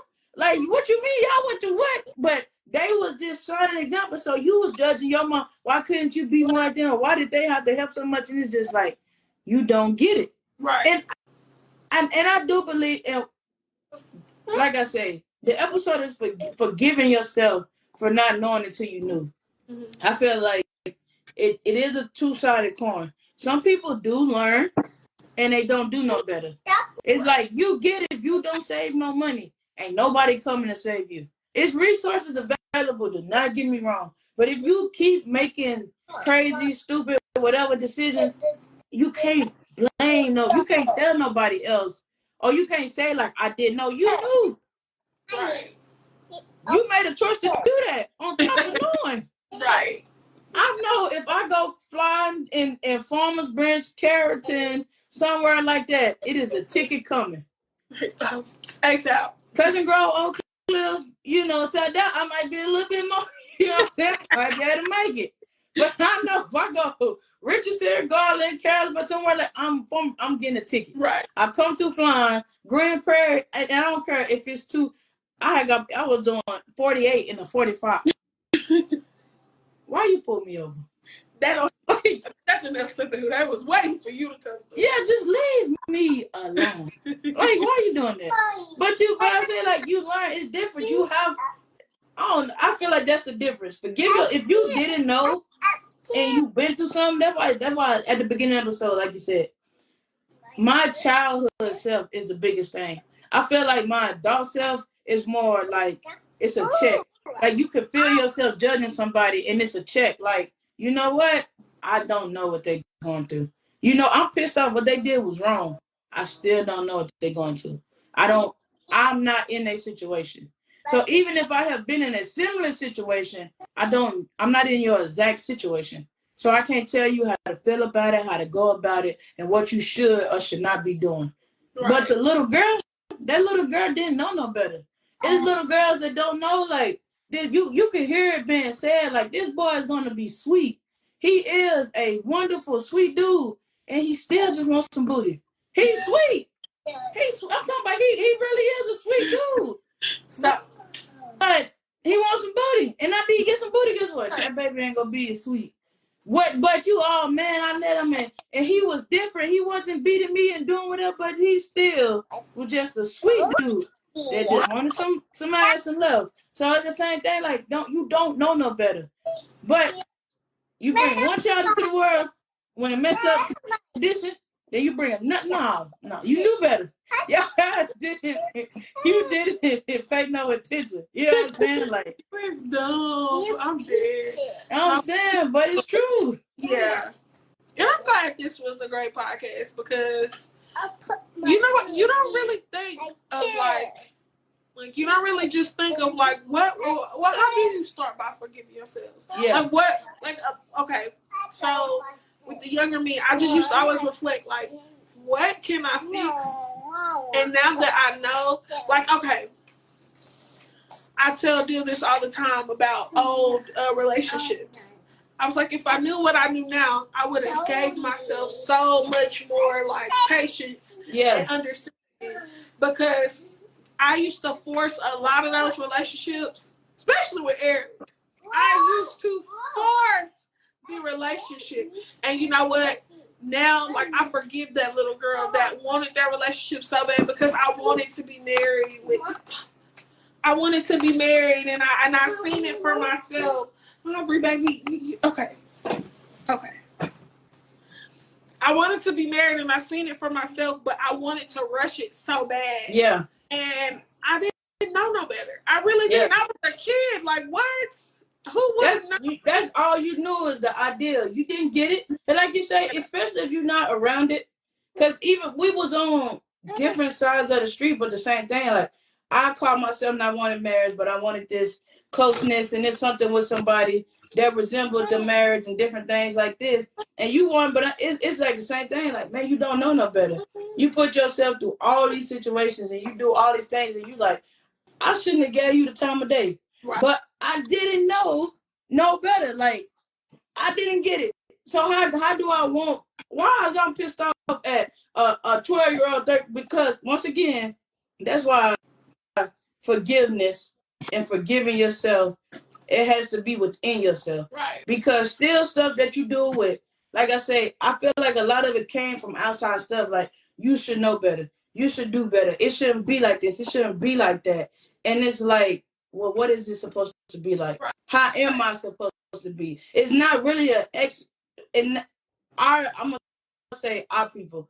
It's not really an explanation. It's just this is what it's supposed to be, and you wrong for that. Right. Like, dang, like, I'm wrong, and I messed up, and I did wrong. And it's just like, no, you're human, and you should be able to talk to somebody about it. Talk to somebody about your feelings and what you're going through, and they tell you, like, baby girl, you human. Like, my little sister made mistakes all the time.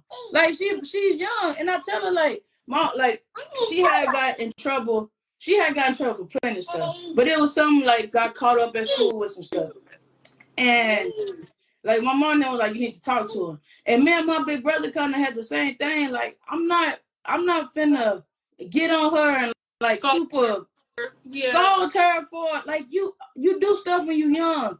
Like, my biggest thing with my little sister be like, just be accountable for the decisions that you make. Like, if you gonna make that decision, stand on that decision. That's not meaning like I don't take it back. I stand on what I did. Like, you learn and you be like, you know what? I apologize for what I did, but I still did it. But I'm not finna like, you know how much stupid stuff I did growing up? Like, no. And I know my kids like that now. I know my mama always be like, oh, you should whoop them. And I be like, no, because they really, truly don't understand. Why would I whoop them?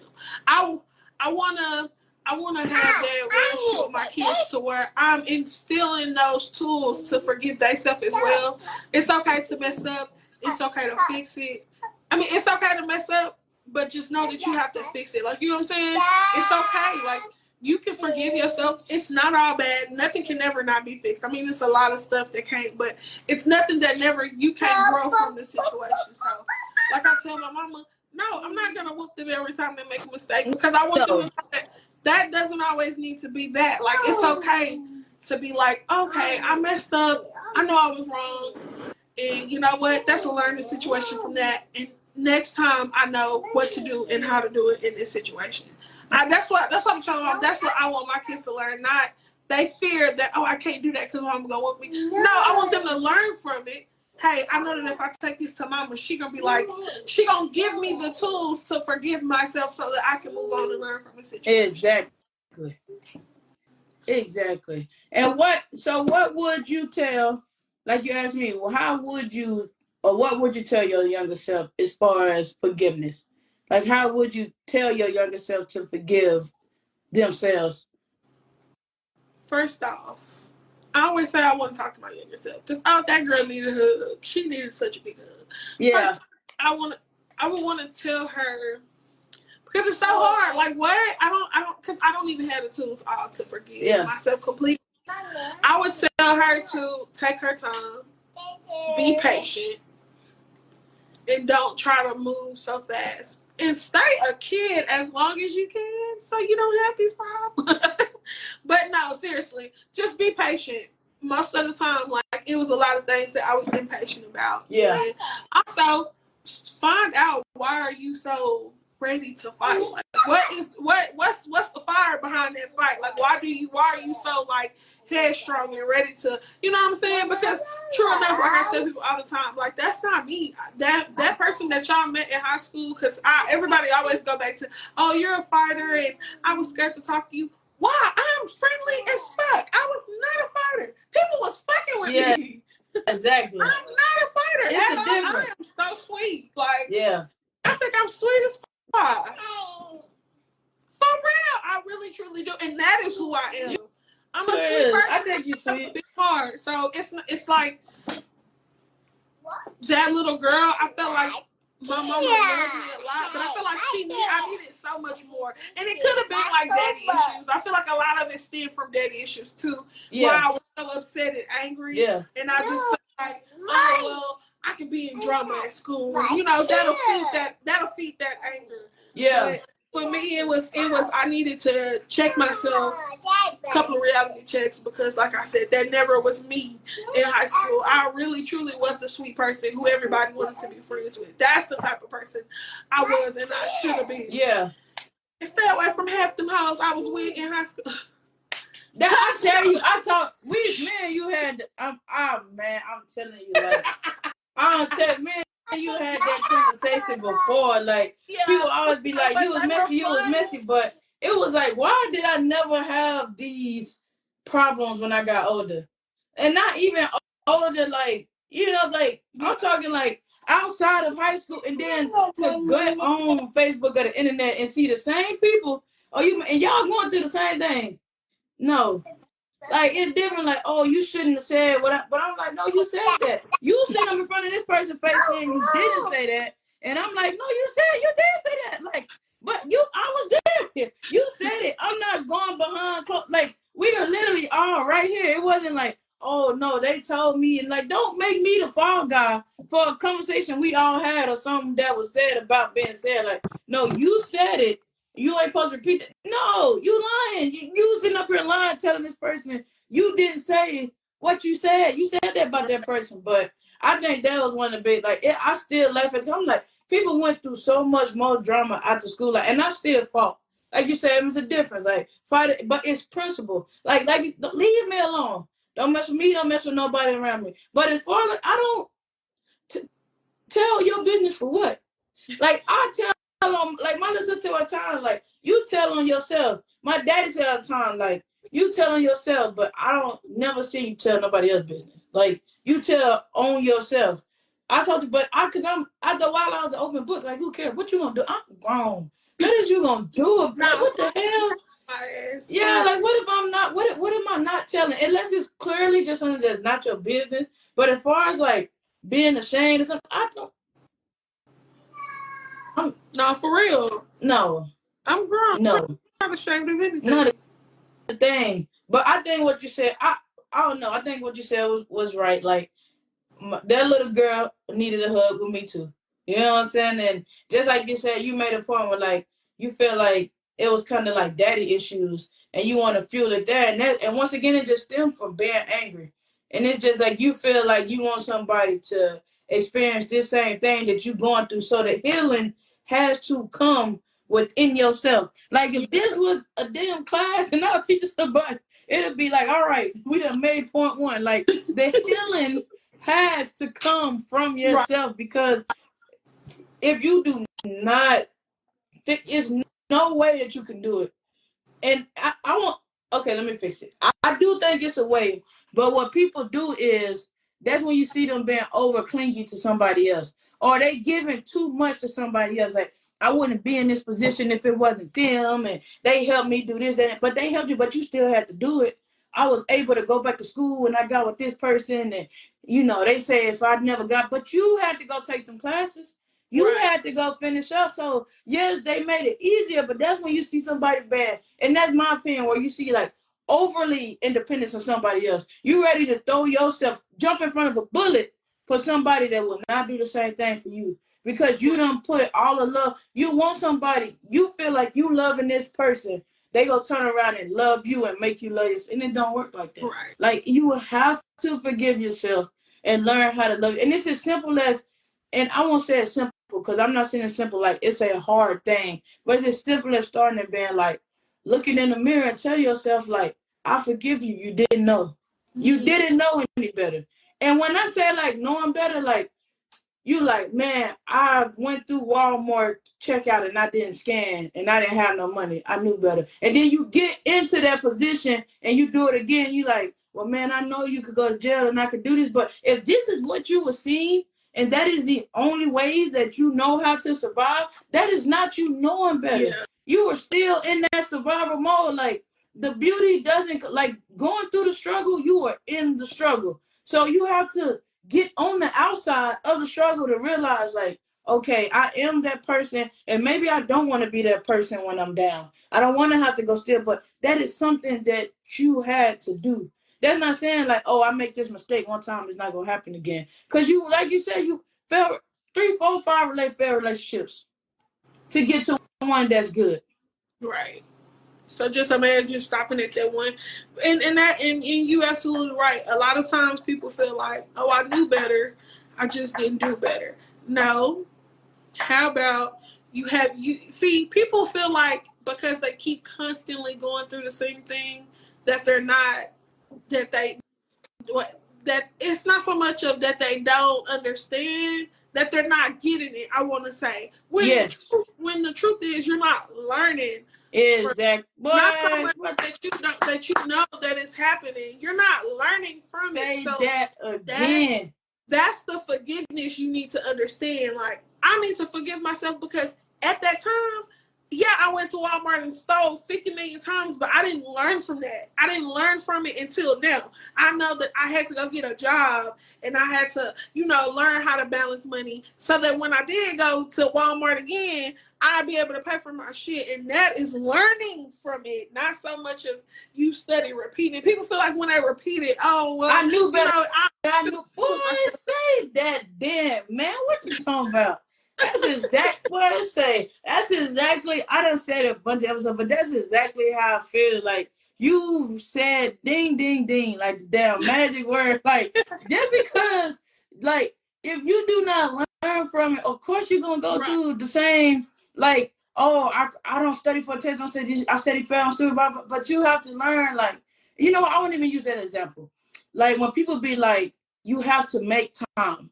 And people like, you can't make time, it's only 24 hours in a day. And you start rethinking how you do things. So if I'm sitting up there watching TV, I'm not saying that you can't watch TV, but it's some clothes that needed to be folded. It's some bills you need to go through. It's some cleaning out you need to do. How about you watch TV and do that? But like you say, like, that's the mess. That, like, you have to learn or it's going to steadily be repeated. Yeah, like I tell people all the time, just to go back on what you were saying about the test. I took statistics 5 times. Yeah. Nobody would never believe me when I say that. They'd be like, statistics so easy. And I tell them, the hell it ain't. Every time, I ain't like it.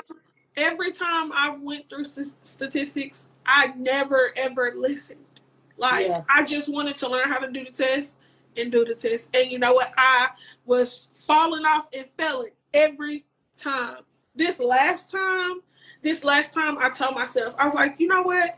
The situation is it's not what you make of it. It's not that you're not studying. It's not that you're not showing up. You're not sitting there actually listening. You're just there, being a body, not really doing what you're supposed to do. Just want to listen to the test.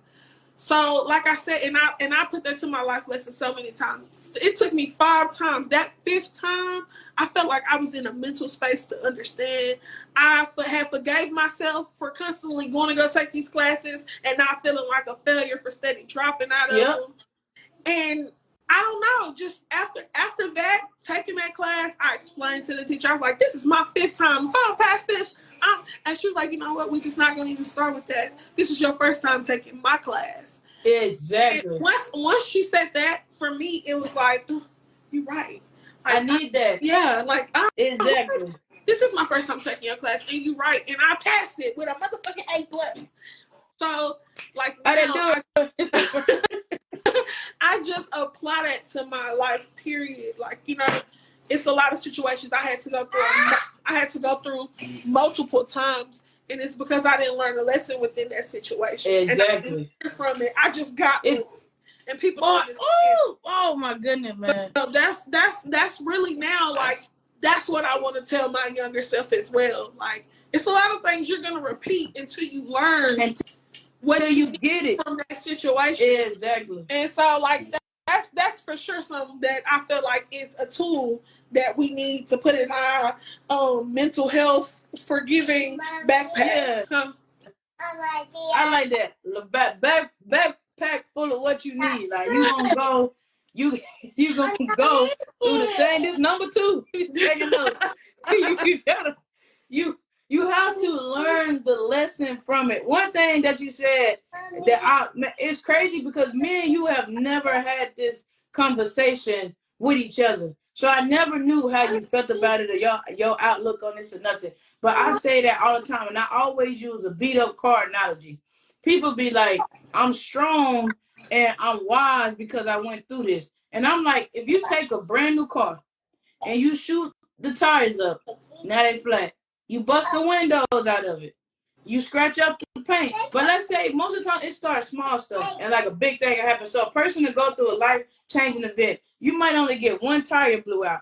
But if you never go back and change that tire, go get that tire fixed, your car is not strong because it took a bullet. Your tire is flat. So people be around here like, I've been through this and I've been through that and I've been through that, but you still treat people like shit.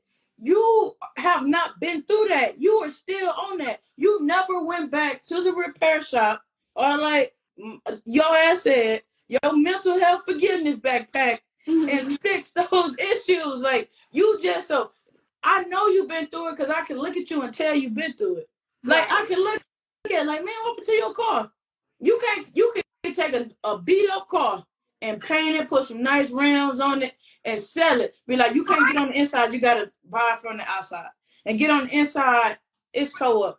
Because the outside looks decent. That's how it is. So much that has to be fixed. Just now, like, okay, the small window crack or the seats ripping on the car, does the car drive? Right. And that's how people be like, am I still going? I'm good. No, you're not. Right. You're not still good. Yes, and that's fixing within before you can even get to forgiving. And you know what? I feel like that's why people go through half the shit they do. They don't know how to do either one. Yeah. You don't know. If you don't know how to forgive yourself, you damn sure don't know how to forgive me. You don't. But you fighting demons. But you fighting demons. Everybody in the world fighting demons. For real, and it's just so crazy that just thinking about that, like people don't, and that's why people be so upset. They walk around with these chips on their shoulders. They haven't forgave themselves. How in the hell are you gonna forgive so and so who did something to you 10 years ago? You can't forgive your kid. That's one thing that always stands out to me. Like, and one thing I picked up just from my family in general going through life, like, you gonna treat anybody that does this type of thing, infraction or whatever, you gonna treat everybody the same way because they nick the same nerve. So you sit up there like, I never treat my kids like that. Let your kids make you feel like somebody off the street. Hey man, you think you what? You bucking up? I never swing on my. Let your kids make you feel like they big bad and they gonna do no. So you have to fix that with and a lot of stuff come like, and I don't mean it in a vain way, but like a lot of stuff we care about ourselves. Like we love people. Don't get me wrong. But people, we care about ourselves. Like they say, self-preservation is the biggest thing. Like 9 times out of 10, somebody is not finna cut off their foot to save somebody else's leg. It don't happen.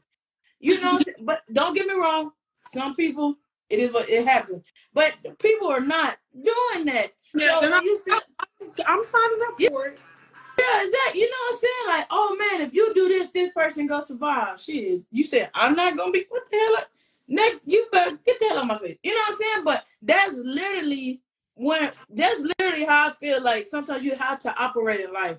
Sometimes you have to cut off your foot to save somebody else's leg. Like you went through this situation and you felt it and you know about it to help somebody else. Right. Like people be like, you understand and you humble, you this and that, but I've been through a bunch of situations. And on top of that, I had to forgive myself. Like you said, when you don't, it's a dark place. It's hard to see how pretty and shiny the world is when you got shades on. So it's like this situation is not that bad. That's why I say mindset. When I looked up that one the definition for depression is like a mindset or like a dark mindset people can't get out of, and people be like, people joke about it. And I love saying I'm a mindset speaker. And the people joke like, oh, it's a mindset thing. But if you could tell people like, oh, I need it to be sunny outside to go do this, go do that. And you see people who live in jungles or like live in Alaska. Alaska is cold as hell. When I tell you it is easier for me to drive in Alaska in 6-7 inches of snow than it ever is to drive on the ice in Dallas. Like I'm like, cause they treat it better. So you sitting up there and you thinking like, oh, this person like this and they went through this and they like, and you just like, bro, no, like you don't get it. Like it happens. You like you can. people have to go to school in blizzards. It's places that where that's their natural environment. They learn to operate in it. But when it comes down to you, oh man, I can't do nothing. It's snowing outside. People laughing at our ass. Dallas shut down for 3 days because ice. Y'all don't know, y'all still don't know how to properly put no damn salt and sand on the. No, for real. Like, but once again, when you in this thing, you like, oh, it's a mindset, right? You can still do something, right? Yeah, like a lot of people do, sweetheart. Don't move out of Texas. Your feelings gonna be hurt. Don't move no one here up to the East Coast or up north. Your feelings, cause your ass gotta be at work. No, you gonna learn what snow tires and thick rubber boots and different little things are for, because people still operate stuff that makes you fail or feel like, oh, that's a mindset that makes you crumble. People is thriving in it because they know how to. Yeah. So yes, it is a mindset. You could be like, oh, people are just bad, and they say it's some bad people in the world. It's some great people in the world too.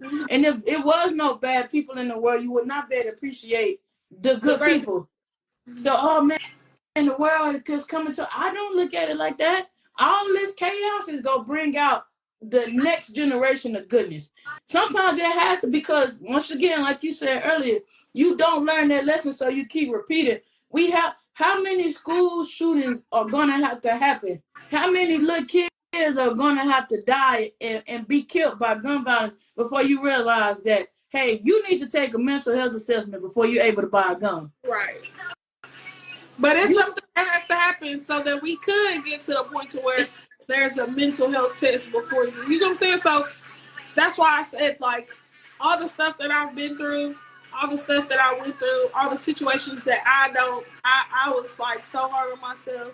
I be so thankful because, like I said, this great woman has came out on the side of that. And here I am going through all these things, and I can tell people and I can, show people what you can do to navigate through these things. Like, it's not hard to come out on the light. That's why I'm trying to tell people, when I talk to anybody that's going through depression, there's no light now, and you probably won't see it for a couple of days.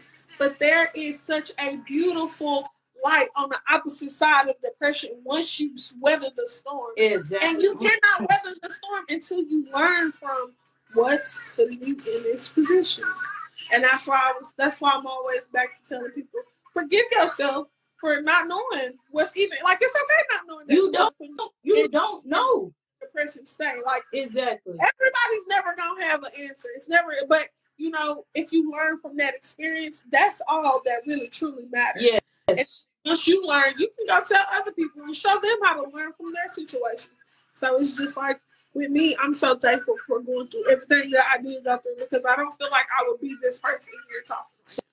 Same, and like, it's the same thing. And like, one thing that you said, like you said, weather the storm. I was flying on airplanes for 4.5 years, and not like, but you don't realize. So let me correct it. I was on private jets for 4.5 years, and like, that, but the listeners, right? First time or whatever. A regular plane could only fly so high. So when we were able to fly, of course, if it's lightning, whatever, right? It was times that travel will be stalled or canceled, and we taking off.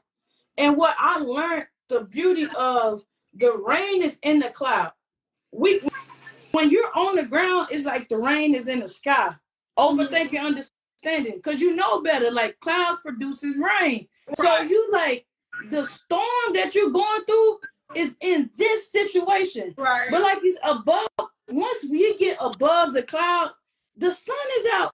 Man, when I tell you, it's beautiful. And now that I'm on the airplane, all I see is blue freaking skies, more cloud, and there's no rain. And when I tell you, like, every time, I would tear up every time, and I'll be like, thank you, Helen, because it's beautiful to just realize, like, something as small as that. Because stuff get lost in translation. It never felt. It could be so gloomy and sad looking on the ground. When I tell you, we take off in that plane, and I see the sun, and you just like, man, like, it's so hard for me to, now that that's my mindset, it is so hard for me to see anything else. Because, like, I know the storm is in this situation. Right. I know life is not bad. I know that this freaking cloud is producing this storm. But above this, the sun is out. That's why I say, like, the sun shines every day. You might not see it every day, but the sun comes out every freaking day. You broke. You got $20, and by next week you gonna have $0. Somebody got making 120, whatever, 40. They making money every day. You do not see that because you are in this situation. But that don't mean money is not being made. That don't mean money is not being printed. Old money ain't being burnt. That don't mean it's still that you can't get that money neither. Like, exactly. But you can't get it if you sitting up there focusing on being broke. Yeah. Whatever situation made it to where you at right now, my mama used my social security card now. Sue her ass for identity theft. Nah, for real. That's what it is. Like we laugh and make like, but it's true like that. Yeah. Sue her ass for identity theft. Do you know I'm gonna do her like that? You could get a new social security number. First off, you could pause that social security number. So if they still, and you could get a new one for that reason. Cause we laugh, we sit there and be like, dang man, yeah man, that's normal, it's normal. But we don't know how to fix it. You can fix it. Do you realize? I don't care. It wasn't nothing that crucial. Unless like I be wanting to open up a credit card with my little sister's name. Of course I gotta ask her mama, but I be wanting to put her on one of my credit cards. She would never touch that card. But by the time my little sister is 18, she should have a 7, if not 800 credit score. Just because her name was attached to this card. I would never give no 13-year-old a $9,000 limit. One of my cards, I would never. Even if I put her on my $25,000 card, you would never have the card. That card is getting sent to my house and cut up. But I understand how credit works. You the card. You would never get that card. You would never get that card. But all I'm saying is, just like that, like, look, they did this, you started, it's ways around it. But if you get fixated on, dang, this happened to me when I was younger and my people and them then you just stuck there and you don't realize, like, shit, I could fix this. Right. This could be fixed. It's a simple fix. And but it ain't simple. What you say? And that's again back to people don't know how. You don't, but exactly, you don't get it. This is what they was taught, and you be looking for the answers to people. And you know what was so messed up? That's a big part of forgiveness. You be wanting to look for the answers for people to, like you say, know the answers of the people that hurt you. People do the wrong, and you like, how could you dare do me like that? And you don't even know how to fix it. Right. Like, I'm not going out there and be like, you know what, I'm going to go change my oil today because the change oil light came on. And go out there and do whatever with the oil and be like, all right, I don't know how to put it back in there. Tidy it up. Let's keep it going. But that's how people do us. Like you said, your mama did, like, damn, you just going to tell me that? You don't know how to fix it? Right. I'd rather you leave me the hell alone and just keep it peace. But you hurt me and you don't even know how to fix it. Right. And you still have to forgive them because 9 times out of 10, we're looking at ourselves in the mirror and saying, like, you hurt me, Viktoriya, and you don't even know how to fix it. And there's nothing you could do. Like, they don't, you want to be like, you did this to me, apologize. They can apologize 10,000 times. It's not going to fix it. You got to be like, you know what? I forgive you. Viktoriya, you are forgiven. That don't mean stuff don't happen and you don't feel like, because I got, you know, my situation. Sometimes I just be like, damn, like, you really did me like that. And then I'm here now. Well, yeah, but damn, you still did what you did. Like, but you know what? A lot of people don't know that not even just forgiving other people, but forgiving themselves will never allow them to move on. You're forever going to be stuck. That holds you into this one place to where you're forever stuck in. If I never forgave myself for being who I was, I would have never elevated to who I am now. I could have never done that because you know why? I'm always stuck on why I did or acted the way I did back in 2000 and such and such. And then you mad because everybody else ain't stuck with you. Well, you was there too, bitch. I left. You did that with me. Yeah, I did. I'm not doing that. You shouldn't either, sweetie. But if you want to, that's your business. But I'm not doing that no more. Right. That was a good point. You just stuck. Like, then I don't want to spin back through North Dallas and see the same people. They gonna be there, but they like, oh, I'm running it. No, you're not. You just there. Ain't nobody else there. You the everybody that you stuck. You still here. That's not a play. I don't want to go to Pleasant Grove and be like, dang man, you still on this? You stuck. You stuck. No, people don't know. People don't know how stuck they are. I feel like people aren't aware of it, or at least they are. They just don't know how to fix that situation. Like you said, they do not know how to get out. Yeah, they do not know, and sometimes, and like I said, I use the car because I feel like it's an easy illustration. Sometimes it's as simple as get out of the car and go look. Yeah. Instead of just being like, it stopped or I heard something. Like if the tire pop on the outside, you ain't fixing it from the inside. Nicer cars and stuff like that, they got like, it's some new technology. I done had some cold rental cars, like, and it's like, it depends on what happened to the tire, and a tire could be flat, but it might just like, you know, like you can have low air pressure because the heat and whatever changes. They got cars that you can put the air pressure back in there because there's no nail or nothing in there. But once again, go back before we go off topic, right? I'm just saying, like, you can't fucking fix that tire from the outside. So people be sitting in there, man, you can't fix an outside issue from the inside. And just like with us, healing and loving yourself, you cannot fix an outside. I mean, you can't fix an inside issue on the outside. It's nobody on the outside could be like, hey, baby, you know, get out of bed. Bitch, I'm not getting out of bed. I don't feel good. I don't want this baby. I don't want to look at you. I don't want to be here. And you like, but still, you pushing them away, but you want them to be there. And they like, shit, I don't know what you're going through. I don't get it, but I don't want to be there. And you like, but I'm going through this.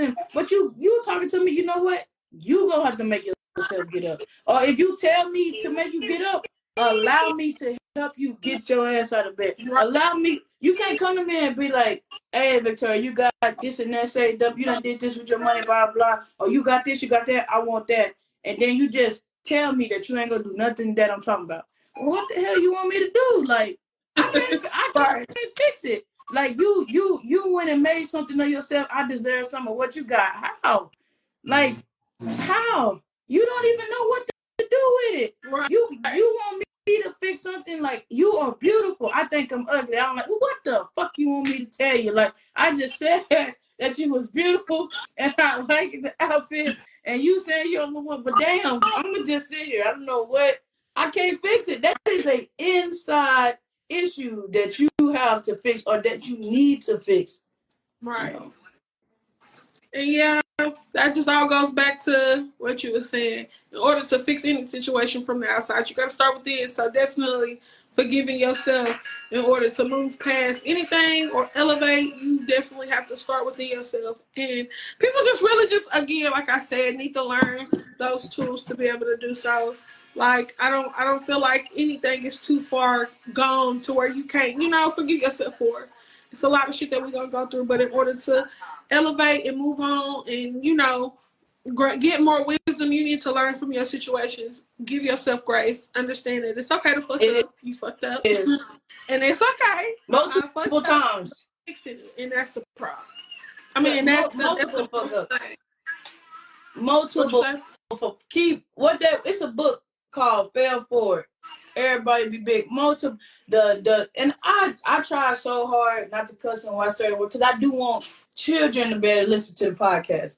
I'll be having them back and forth about that because it's like I am who I am. But people be like, the book is Fail Forward, but fuck up. Fuck that. You know how if people do not believe me when they be like, I messed up so much, that is how I'm here. Like you have to blow it back for you to understand to keep it back. You have to go through, and don't get me wrong. Because let me clarify it.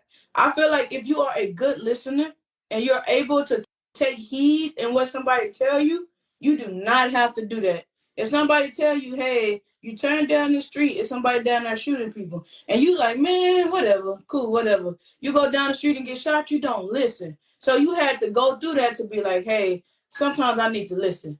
But all I'm saying is, if some situations, as far as people in your circle don't know, people in your immediate family don't know, don't be scared to go in those situations and fail.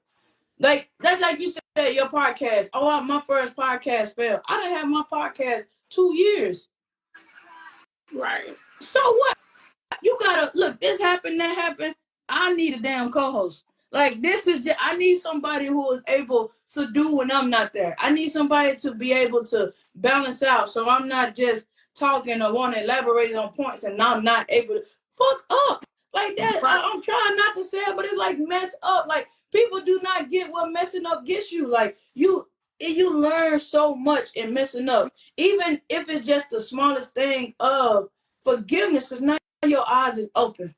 The number one thing what we say, like, not knowing till you know, forgive. Learn the lesson from what you've been through and mess up. Every storm you go through is for a reason. You're never gonna learn if you always doing everything perfectly.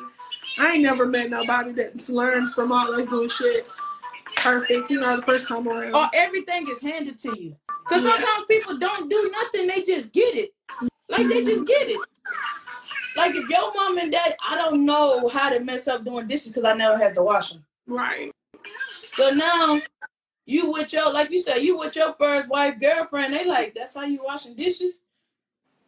Well, bitch, I ain't wash no dishes. So what? Like, I ain't know it. It was like, I ain't know. I ain't know how it was supposed to be did.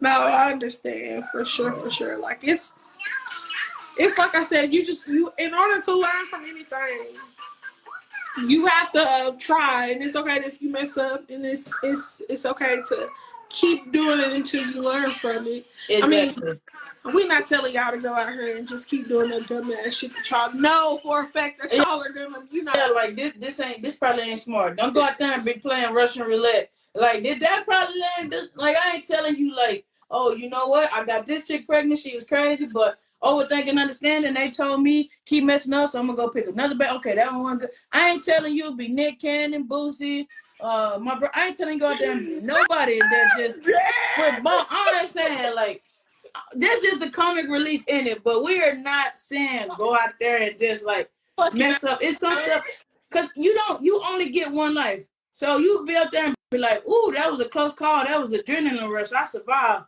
Don't go out there and go do it again. That ain't what being said. But as far as things that scare you or that you scared to forgive, and I'm trying not to say it because it's just in my head, like everybody and their mama fighting demons.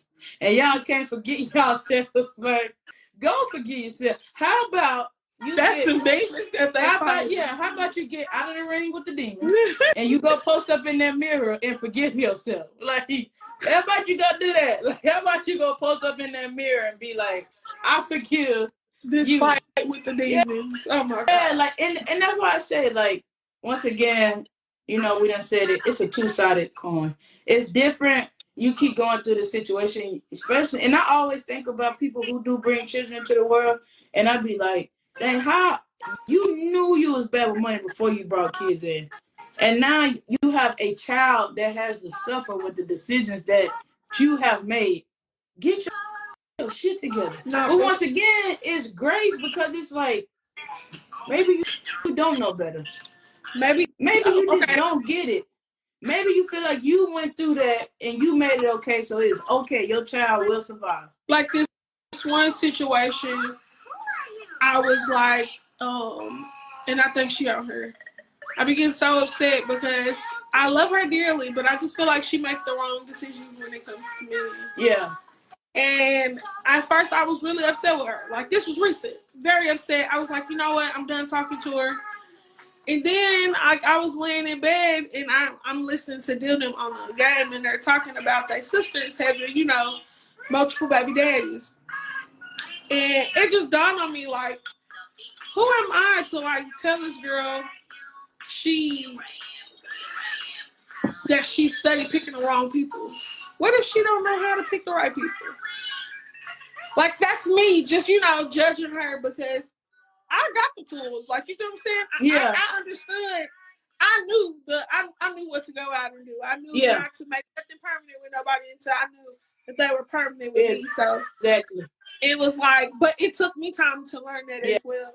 But it's not gonna always take everybody the same amount of time as it took me. You know what I'm saying? It might take somebody a little bit longer. But that was me just being like, I also need to learn how to forgive myself because I did some fucked up shit. Like I went through with some fucked up ass dudes. They weren't always as good. It was a lot of relationships I should have never even been. I should never been nobody.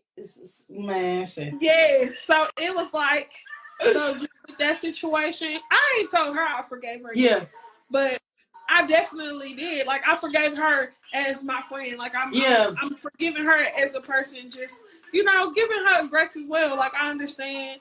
So everybody don't have the best situation. So you just working with the tools that you know how to work with. But again, like I said, that's me just being an asshole. I need to learn to do better. But like you said, I think that it's just like anything. Your kids, your mother, father, best friends, it kind of get blinders put on because you want better for people. That's one thing. Like my lady teaches me. Like she goes through stuff and she always tells me like what you learn and how you grasp it and the way that you taught yourself to grasp these lessons. It's just like if lessons was coming down on the rope and some people learn like, oh, if I take this piece of whatever and go up on it, everything that's on there will be stuck on here. Like I could catch it all. And then you got some people that's gonna be trying to catch it in their hand. You got some people that's gonna be like, I'm gonna wait till they come to the bottom, fall off this rope, and I'm gonna get it collected all in this bucket. Like you said, everybody learns and brain processes how to do stuff different. So we get mad at our friends. Even like I catch myself all the time because, especially with my family, it be like, man, you told me I was ungrateful for some of the decisions that I made or that you made with money. Like, oh, I don't like these fucking shoes. Like I said all the time, I don't want these shoes. I ain't like them. I don't like these clothes. I like what these people got on, this, that, and the third. And it's like, I was ungrateful. But truthfully, you couldn't afford it. So then now when you grow up and I have a certain type of whatever and I'm able to do something, and you're like, damn, the same people who told you that you were ungrateful are hella ungrateful. Mm-hmm. And they do not get it. Like you were just telling me I'm ungrateful to make yourself feel better or make you feel good about the situation that we have been placed in. So I think what you said is true. It's just like, man, like I don't think that it's like they don't know and they don't get it, but it's like we get blinders on because you forget like everybody learns lessons at a different pace. Everybody get it at a different time. It's not just, oh, well, I went through that situation 6 times. Like my account had to get hacked 3 times. No, I take that back. With USAA, my account had to get hacked 6 times. 6 times. In order for me to change banks. But I was just like, they were like, oh, stop swiping your card at gas station pumps on the outside, go inside. And it was small stuff. Before I ever had Apple products in it would be like $1 coming out. I remember I got so used to it. I had went to swipe my card to get some church's chicken and it declined. And I'm like, I know I got some money in there. Somebody had bought their kids like some robot. It was something stupid. And it's like years ago. And I called the lady and was like, look, I'm going to transfer some money from my savings to my checking so I can buy this chicken. Don't cancel the card until I get this chicken. Because I was so used to it. And I just had to learn, like, okay, keep money on your person. Keep at least this much money on you. And get different banks. So now, I got money everywhere. I got some money here. I got some money there. I got some money there. I got some money in here. Because I know, like, I've been in a situation without it. And don't get me wrong, like my daddy had to sit me down because people would be like, oh, my car messing up. Can you send me some money? And I'd be like, how many times your damn car? My dad is like, people say their car messed up just to get money. Because in my mind, like I say, me learning from it, I'm like, my car messed up. I wasn't asking nobody for nothing because I know I got some money coming. I just got to wait on the 3 days for this car to get here because, USAA is a online bank. It's no actual USA. I have never seen a USA in person. Like, they are online. But it was just like, okay, like, no, your card ain't messing up. You trying to get money from motherfucker. Like, you broke and you need some money. But it took me that long, 6 times. I'm talking about, I always tell people, they swiped $279 for some European porn. I live in the United. I was hot. I'm like, the United porn Not is you. free. What am I paying $279 for some European porn for? Like, and it just said adult video, and that was 200. So you telling me I spent $279 On some porn. on some porn when it's Then I free? didn't even get to watch. And I was hot, but I had to learn. Like, you know what? Be smarter. So now it's only a certain amount of money being my checking. My checking and my savings is not linked. These little accounts not linked. I don't care if 1 cent comes out of my account. I get an alert to my phone. But you don't know until you know it. Even my people know, like, I don't want to just say people in general. Sometimes you don't even have that much money on you to be even getting hacked. Then you had 200 something. Now you had what in the bank? Before Christmas, I lost my card. Somebody swiped for $255. I had just pulled out $300 in cash, but it was a blessing. It was Navy Federal, so I could go into a Navy Federal and get a new card. But it's just like you learn. And I was like, man, I got cash on me anyway. Freeze that freaking card. I'll go get a new one. It'll be okay. But you don't know until you know. You don't get it until you go through it. But like, you have to learn from it. It's different where you steady going through the same thing and you get mad at. I don't think we get, like I say, it's blinders, and I don't think we get mad at people for going through the same thing. It's about not learning from it, like you said. It's the inside of being just like, damn, like, what are you not learning from this situation? Right, like but this guy came different. Like when a kid go and touch a hot stove, you know they're not going back to touch it no more because it's hot. But if you see them go back and do it and you get so upset, like, why the fuck would you go touch that stuff? You knew it was hot. You felt it from the first time, you know? So it's just like, within that, like, I be doing it with my kids. Like, I be like, well, y'all have to forgive mommy. Mommy had a bad day, and I'm just mean to y'all. You know what I'm saying? Yeah. It's just like, I be having to catch myself. Like, I know that I know that people, period, are going to make mistakes, and I'm okay with that. And I know that everybody's not going to move on my time. I'm okay with that as well. As long as you do it on your time and you learn from it, that's really what I want to see. That's really something that, you know, I wish for all my friends and family is that any situation that they go through, they learn from it. And I know it's going to take people 2 or 3 tries, like my brother. I feel like it'd be taking him 2 or 3 tries to get through anything. You know, he's a little slower than usual. Hey, but still, when he does learn from it, you know what I'm saying? You get it. I get it, and I definitely tell him, like, I understand it took you a little longer, but you got it. You got it. And that's just like we talking about the forgiveness and anything that comes with yourself. Don't put a timeline on it. That's like you said. Like, I would tell her not to be so quick to go and be grown. Like, that's me. Like, that's something else I would tell my younger self. Like, don't put a timeline on it. Like, you want to have it figured out, and you want to have all these tools for you to be this wonderful person, but you don't understand you have not even been in the situation to go and even have these tools to go do that. Like, those tools happen at this stage in your life once you go through this. And my daddy always told us, like, you learn a lot of lessons at home. And I'm a firm believer in it. I do think it's a lot of lessons learned at home. But it's a lot of stuff. I feel like the fundamentals of the lessons is learned. Like, it's a certain way that you should talk to people.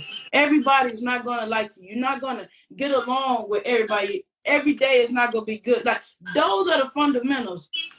Knowing the fundamentals is great. So when you go out into the real world, you have to deal with people that is not your family. You get how to do it. That's not knowing everything that you need to know. Oh, I knew better than that. I knew that. First thing somebody said, man, you knew that. Man, you went up. Man, he went over there and got hurt. Or she went over there and did this because of this. Like, they knew better. They don't. Like, they don't.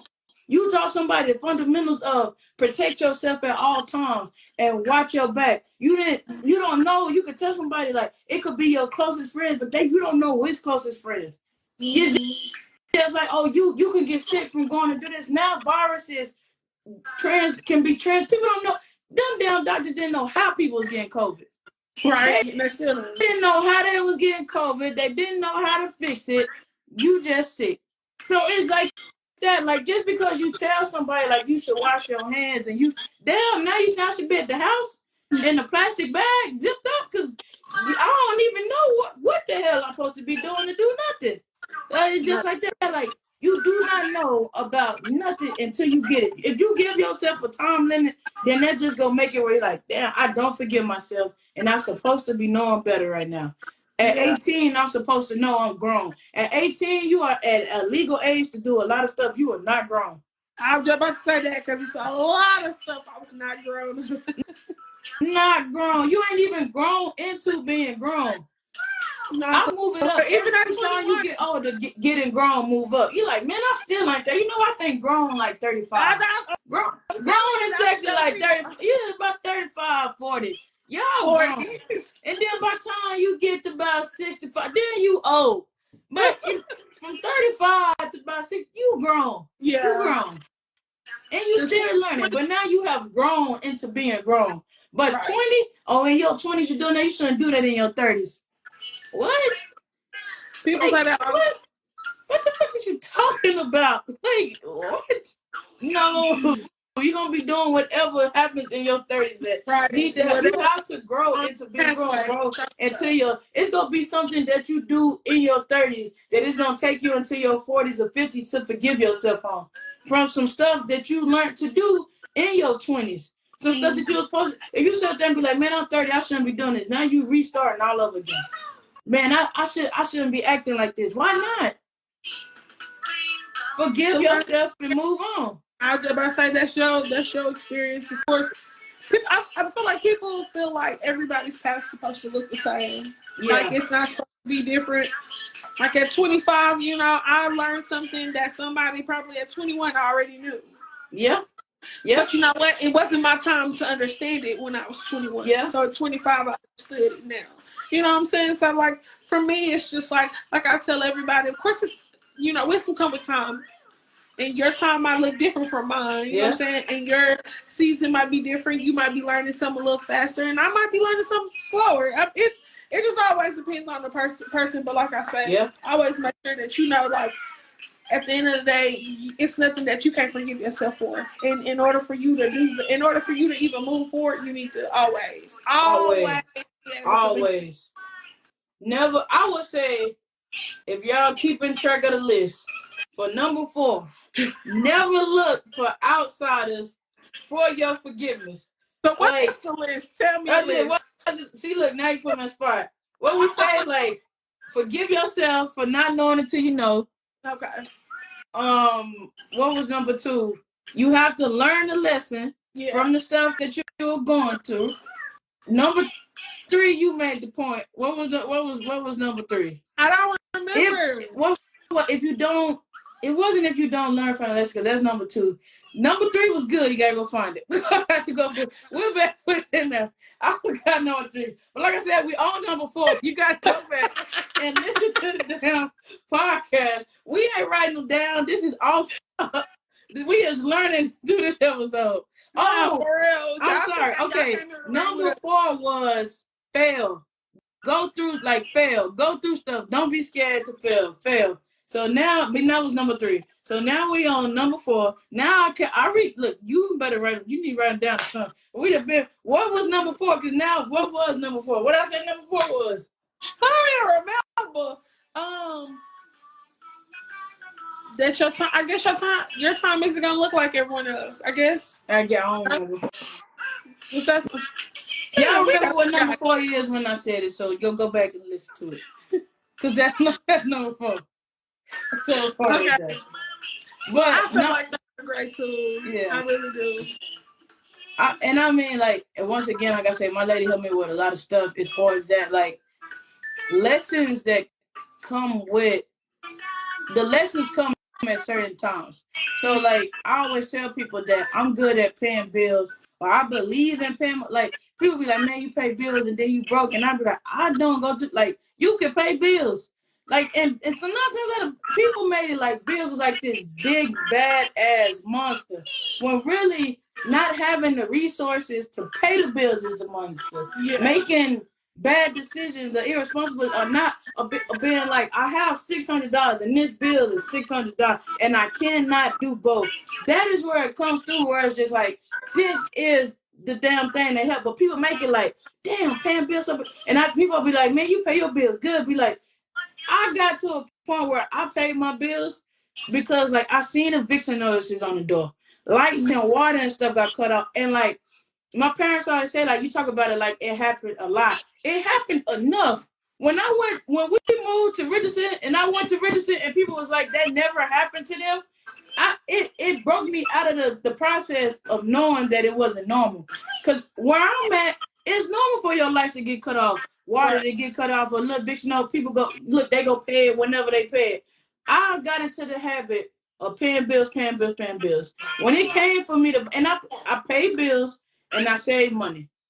When it came for me to get into the process of buying the house, I didn't realize how much more money I could have been saving because I was so stuck in if you don't pay your bills, this gonna happen. If you don't, but I have never seen nobody buy a house. I have never seen nobody in the process of getting this money down for down payments and getting this money down for closing costs. So I'm sitting up there like I pay my bills, but I'm like I'm getting $100 worth of seafood every other week.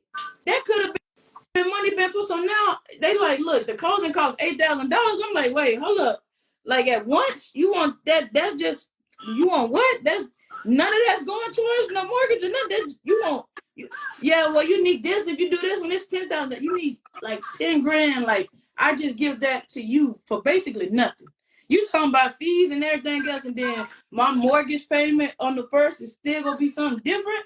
And so I was beating myself up like when I started looking at those breakdowns and we having to get into these contracts, I started saving money quick. And we got up to like $13,000 in the span of 3 or 4 months. No exaggeration. 13 billion in like the three, like, and I was beating myself up because I was like, damn, you could have been saving this much money. Like if you just did, you know how much money you could, what the, like what was, but you did not know. You did not, I didn't know until I knew it. I felt like I was doing good. I paid my bills, I paid my tithes, I saved money. Whatever else I do with my money, what I do. And then I'm like, damn, man, like 13 billion. What? I need 13 billion, about right. But I'm telling you, like, but it could be done, but you do not know until you know. So when I tell you, like, I was beating myself up about it, like, cause everybody knew I was gonna go on a self date. I'm spending I was spending at one time I spent like $300 on crab legs at a Costco. And I'm just looking back like I was driving Uber. And don't get me wrong, in the span of not putting up, like I helped my family, it was a certain number I didn't allow to get past, like, let's say $500. Like, I don't like my account to get past $500. I don't like savings account to get past $2,000 to $3,000. In separate accounts, I need them to look identical, but in different banks, right? So once I get that, it was kind of like, okay, I got it's like a certified fund where like it pays me out every year on my birthday. I put money into that every month, and then 3 days before my birthday, it pays me out, and that is my birthday money that I use to go have fun with. Cool. I was doing all that. I thought I was good. And then I saved that money up so quick, and I was just like, and even my lady, because I didn't save it up by myself, and it was just like, no one's money we've been wasting. Before we started saving for our house, my lady didn't even have no savings. There was no savings to be had, and I'm like beating myself up, and I'm like, and even something like, I feel like, once again, overthinking, understanding, right? We get caught up on like the big stuff that happen. You don't even realize the small stuff that you hold, that you don't forgive yourself, that you didn't know about. Like your damn chicken is nasty. You didn't know how to season it.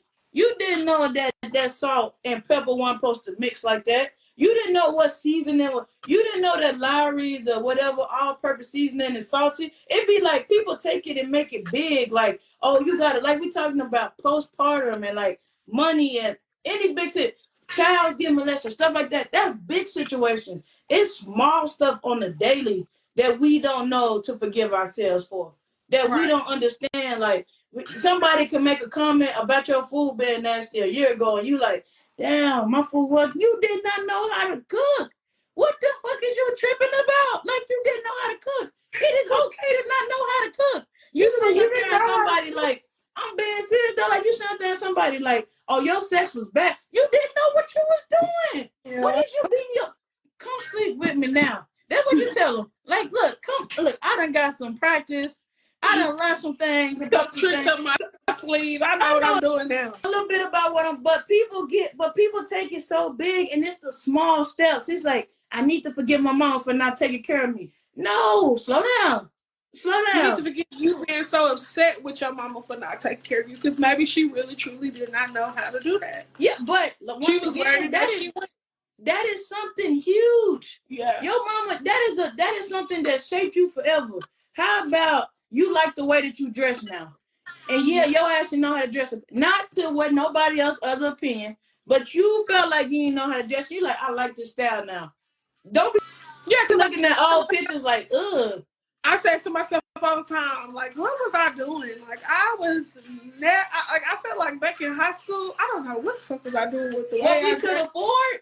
Shit. Yes. What the fuck we could afford? Now that I can afford it, yeah. I can, be a little bit more open in what I wear. You know what I'm saying? Like, I feel like I was a little bit consumed and like, but now I'm more open and I'm more prone to different colors and I look good in it. I didn't know that. Yeah. But that was me not understanding how pretty and how cute I looked in those colors back then, and now I know now. So I understand what you're saying. I'll tell you, I remember I've been dark my whole life. You black, you black, you black. Soon as I embrace being dark, you ain't even that black. You ain't like what the fuck? Wait, what? Like you black being black? Oh, you ain't even you ain't you really not. Like you dark, but you ain't got the smooth chocolate. Like bruh, like but soon look, I wear bright. You went to Minnesota. I wear bright color. When they say dark people post bright colors, I'm now latest. I'm bright as hell. You can't tell me what I can't wear.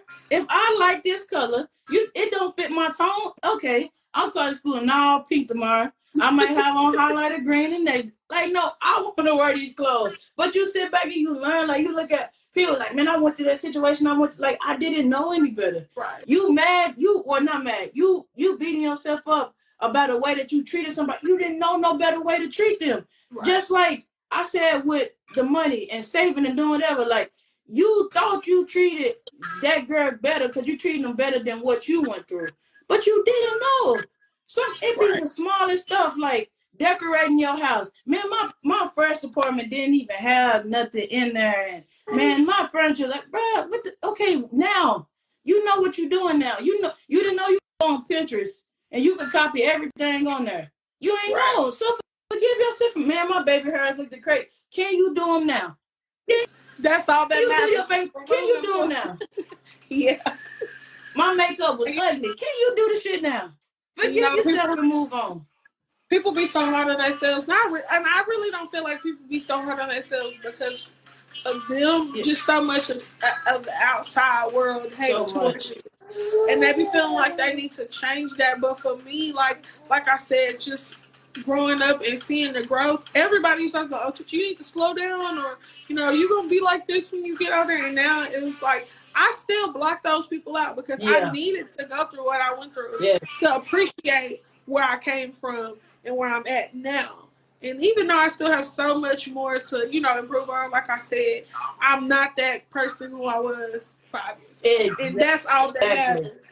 It doesn't matter because such and such told me 5 years ago that I needed to change. No, I needed to go through what I went through so that I could appreciate the change now. And that's all that matter, because I don't even remember half the shit everybody told me back then, but it's like, stop telling me that shit. Leave me alone. I don't want to know. look, if I did something to you and we need to talk about it, bring it up. I can apologize. Anything else, leave me. Just like you said, I want to go back to a point that you made where like you blocked the people out who told you where you was gonna be, and like my brother always tell. Well, my brother just told me, but I always say like people told me what I was gonna be, and like I am what I am, and then I look at people who judge me, and once again we're talking about you have to forgive yourself internally before you ever can forgive somebody on the outside. And I used to be hot because like now 10 years ago, you was telling me I was gonna be this. You ain't shit, your kids ain't shit, your mom ain't shit. But it's like I'm trying, but that's like, comic relief, right? I'm just joking. But I have to learn to forgive because that's what they seen. Like they like, we know now, don't count the underdog out or somebody that you consider underdog, because that lesson that I went through that you didn't go through or you didn't get picked up on or your kids didn't go through, you feel like it's all sunshine and rainbows, and I'm going through something that made it where I'm able to travel the world or made it where I'm able to be in somewhere that most people didn't make it to. Because a lot of people are credited to the Army, and I'll be like, not too many people I went to school with joined. Everybody that I joined the service with is out. And out of the people I joined the service with, not too many nobody made, it's only, it's like 8.9, they say 1%. It's like whatever, 8 point or whatever of percent is in the military as a whole. That's Army, Navy, Marines, all of that. My job, it was only 1% of cooks who ever had that job. It's not too many people I walked through that was like, oh yeah, I was a cabinet attendant too. I flew the staff and the chief. It's just like, so people, like you say, you have to learn to forgive, because it's like, whoo, I see people that you want to be like, yeah, you told me what I was gonna be, so why the fuck you didn't go be something? Why didn't you go be? You told me I had to be like this, and I was gonna be like that, and I was gonna do this, and I look at you and it be like, we have nothing in common. Like we literally don't have nothing to talk about. Nah, for real. And I'm doing way better than you. Yeah, you telling me you listening to my show and learning stuff, and I want to tell you go fuck yourself. But forgiveness. You like, you know what? Not you trying to forgive and learn. I do, but but you, like I say, like you don't. You can. Forgiveness is not linear. It's not like this straight line where like I forgive you and stuff happens that kind of knock you off your path, and you're like, okay, you gotta forgive. But stuff gotta happen for you to learn. Like it's just like anything. If you don't exercise that muscle, it's not gonna grow. So you need people to do this, that, and third, and they do it. You forgive them. You forgive them, and you learn like, okay, I'm stronger. Or you even learn that you have not worked on forgiveness in that area. Because it's easy to be like, I've forgiven what my last boyfriend, girlfriend, cat, dog did to me. And then you get a new boyfriend, cat, dog, and you catch yourself punishing this person for what somebody else put you through. And you like, dang, I thought I forgave myself. You thought that you forgave yourself, or I should, but really I should have went to their phone. No, you shouldn't. You should have picked somebody else. So realize that people gonna do what they gonna do. Either you gonna put up with it or you gonna leave. Right. But you're like, oh no, it's not linear. So yeah, you have people. It's still people who doubt me, and now it just exercised the muscle that I know I can still be great outside of your doubt. I can still elevate outside of the doubt that you have for me, and I don't need to take your doubt to heart. I just know that you don't know me. But then once you get to know me, I still probably won't fuck with you, but you'll get to know like I'm probably the person you need to be doubting, and we just gonna keep it there. But it's still forgiveness. I still forgive you. You don't know. That's one thing that they say when Jesus was on the cross, and people was killing them, whatever. They say, "Forgive them, Father, for they know not what they do." And I say it like sometimes when I get to my angriest, I just be like, forgive them. They don't get it, and it be small stuff. Like I say, like somebody call themselves want to fight or got an issue, and I'm like, bro, I would take it there, like silly, like. You won't be able to go to church. We all in church fight, like wherever I can, and it's just like forget. They don't get it. They don't know. Or like somebody do you wrong, and you really like, I never talk to your ass. They don't know. Yeah, and you know what? That's me too, because I've had to learn to not only that, but to forgive people because they don't know. They don't. don't know you. They A don't lot of know. people just know the Yeah. old me. The old me, I'm ready to get into it. I'm going to take it there on social media. And now when I be so silent and they be like, oh, well, why you didn't call and say something? Because you know what? Before I even picked up that phone, I told myself, I forgive you because you don't know the new me. And that's okay. Because, bitch, I will turn it up. But you know what? I You don't don't. have to take it there with you because I've grown so much. I don't need to. Exactly. And and you're wanting a response from the old me, and this is the new me. And you don't know that because Yeah. you haven't been around me. So, you know what? Like, I forgive them too. And I forgive myself for not allowing you to put me in a position to go back. Because I know sometimes I be ready to, oh, Yep. well, I'm ready to. And then when I think about it, that's not me. They don't That's even not want me. it. That ain't even what it is. Like that ain't No, it. for real. Like I'm telling you, like my daddy be my go-to person because we one in the same. Mm-hmm. And I'm like, man, he 40. He didn't been down there 50. And he still be kind of hot-headed as I am, but he just blowing off steam. So now when I want to call and vent and I'm gonna do this, do that, you blow it off steam. Even with my big brother, he had to learn, like, he feel like if you give it any type of attention, like venting or anything, then that person has a hold on you. And it's like, I'm just venting. Yeah. Because if I really wanted to do something, it'll be no talking about it. I'm just getting it out because, yes, like you say, the old me, like I said, it's still a part of you. So a characteristic, a flaw in me still does want to do something. But I know it's better than that. I'm better than that. That is not what I have now. So I do not have to go do anything. You know, somebody do something wrong, you can stop yourself. It ain't gonna make you feel better. It's not gonna fix the situation. It's just gonna be you put yourself in the old spot that maybe you should not have did. So now I just know, look, bro, blow some steam off. And if, like you said earlier, if you catch them, you know what it'll be. But all the other stuff is no, what I forgive you. Now it's principle. You did what you did, or if something happened and you have physically harmed me or physically harmed my family, and I'm on alert when I see you, that's not me saying like I don't forgive, but you're not stupid. If you tell me it's up and I'm like, oh, it's peace and love. You like, I'm finna shoot you. No, it's peace and love, and you shoot me, bitch. That ain't like no. So it's like you said, it is learning. Look, I forgive you. I forgive myself because wanting to do something, but it's a battle of I know that it's better. This situation can be better, and I can walk away. And in a minute, I'ma still be pissed off. And every time I catch you, I want to do something, and you gonna be done with it. You do this Right. every week. I got to somebody. I tell you, the situation talk crazy to my mom. I go on their page every week. They talking crazy to somebody. Like you used to this. You don't even know who you done got into it with. You Right. used to saying your little word. You don't know when I catch you, it's gonna be a hell fucking problem. But you used Get to, on wheels. man, hell Yeah. on wheel, boy. Like you don't know, boy. You better give it the best that you got. Like, but you said, but you get into it with everybody. This is normal for you. And I'm not doing that. I'm not beefing with people. I'm not sitting up there. My mama ain't getting cussed out every other week. Like, but Right. this is normal for you. It's like, you know what? Forgive them. And like I say, like I hate not nowhere, shape, or form that I'm saying like what the Heavenly Father died on the cross was the same as the forgiveness that we have. But just like they be like, what would Jesus do and all that? But it's like forgive. You know, like and even like you go through the stories and you read these Bibles for you, these situations for yourself.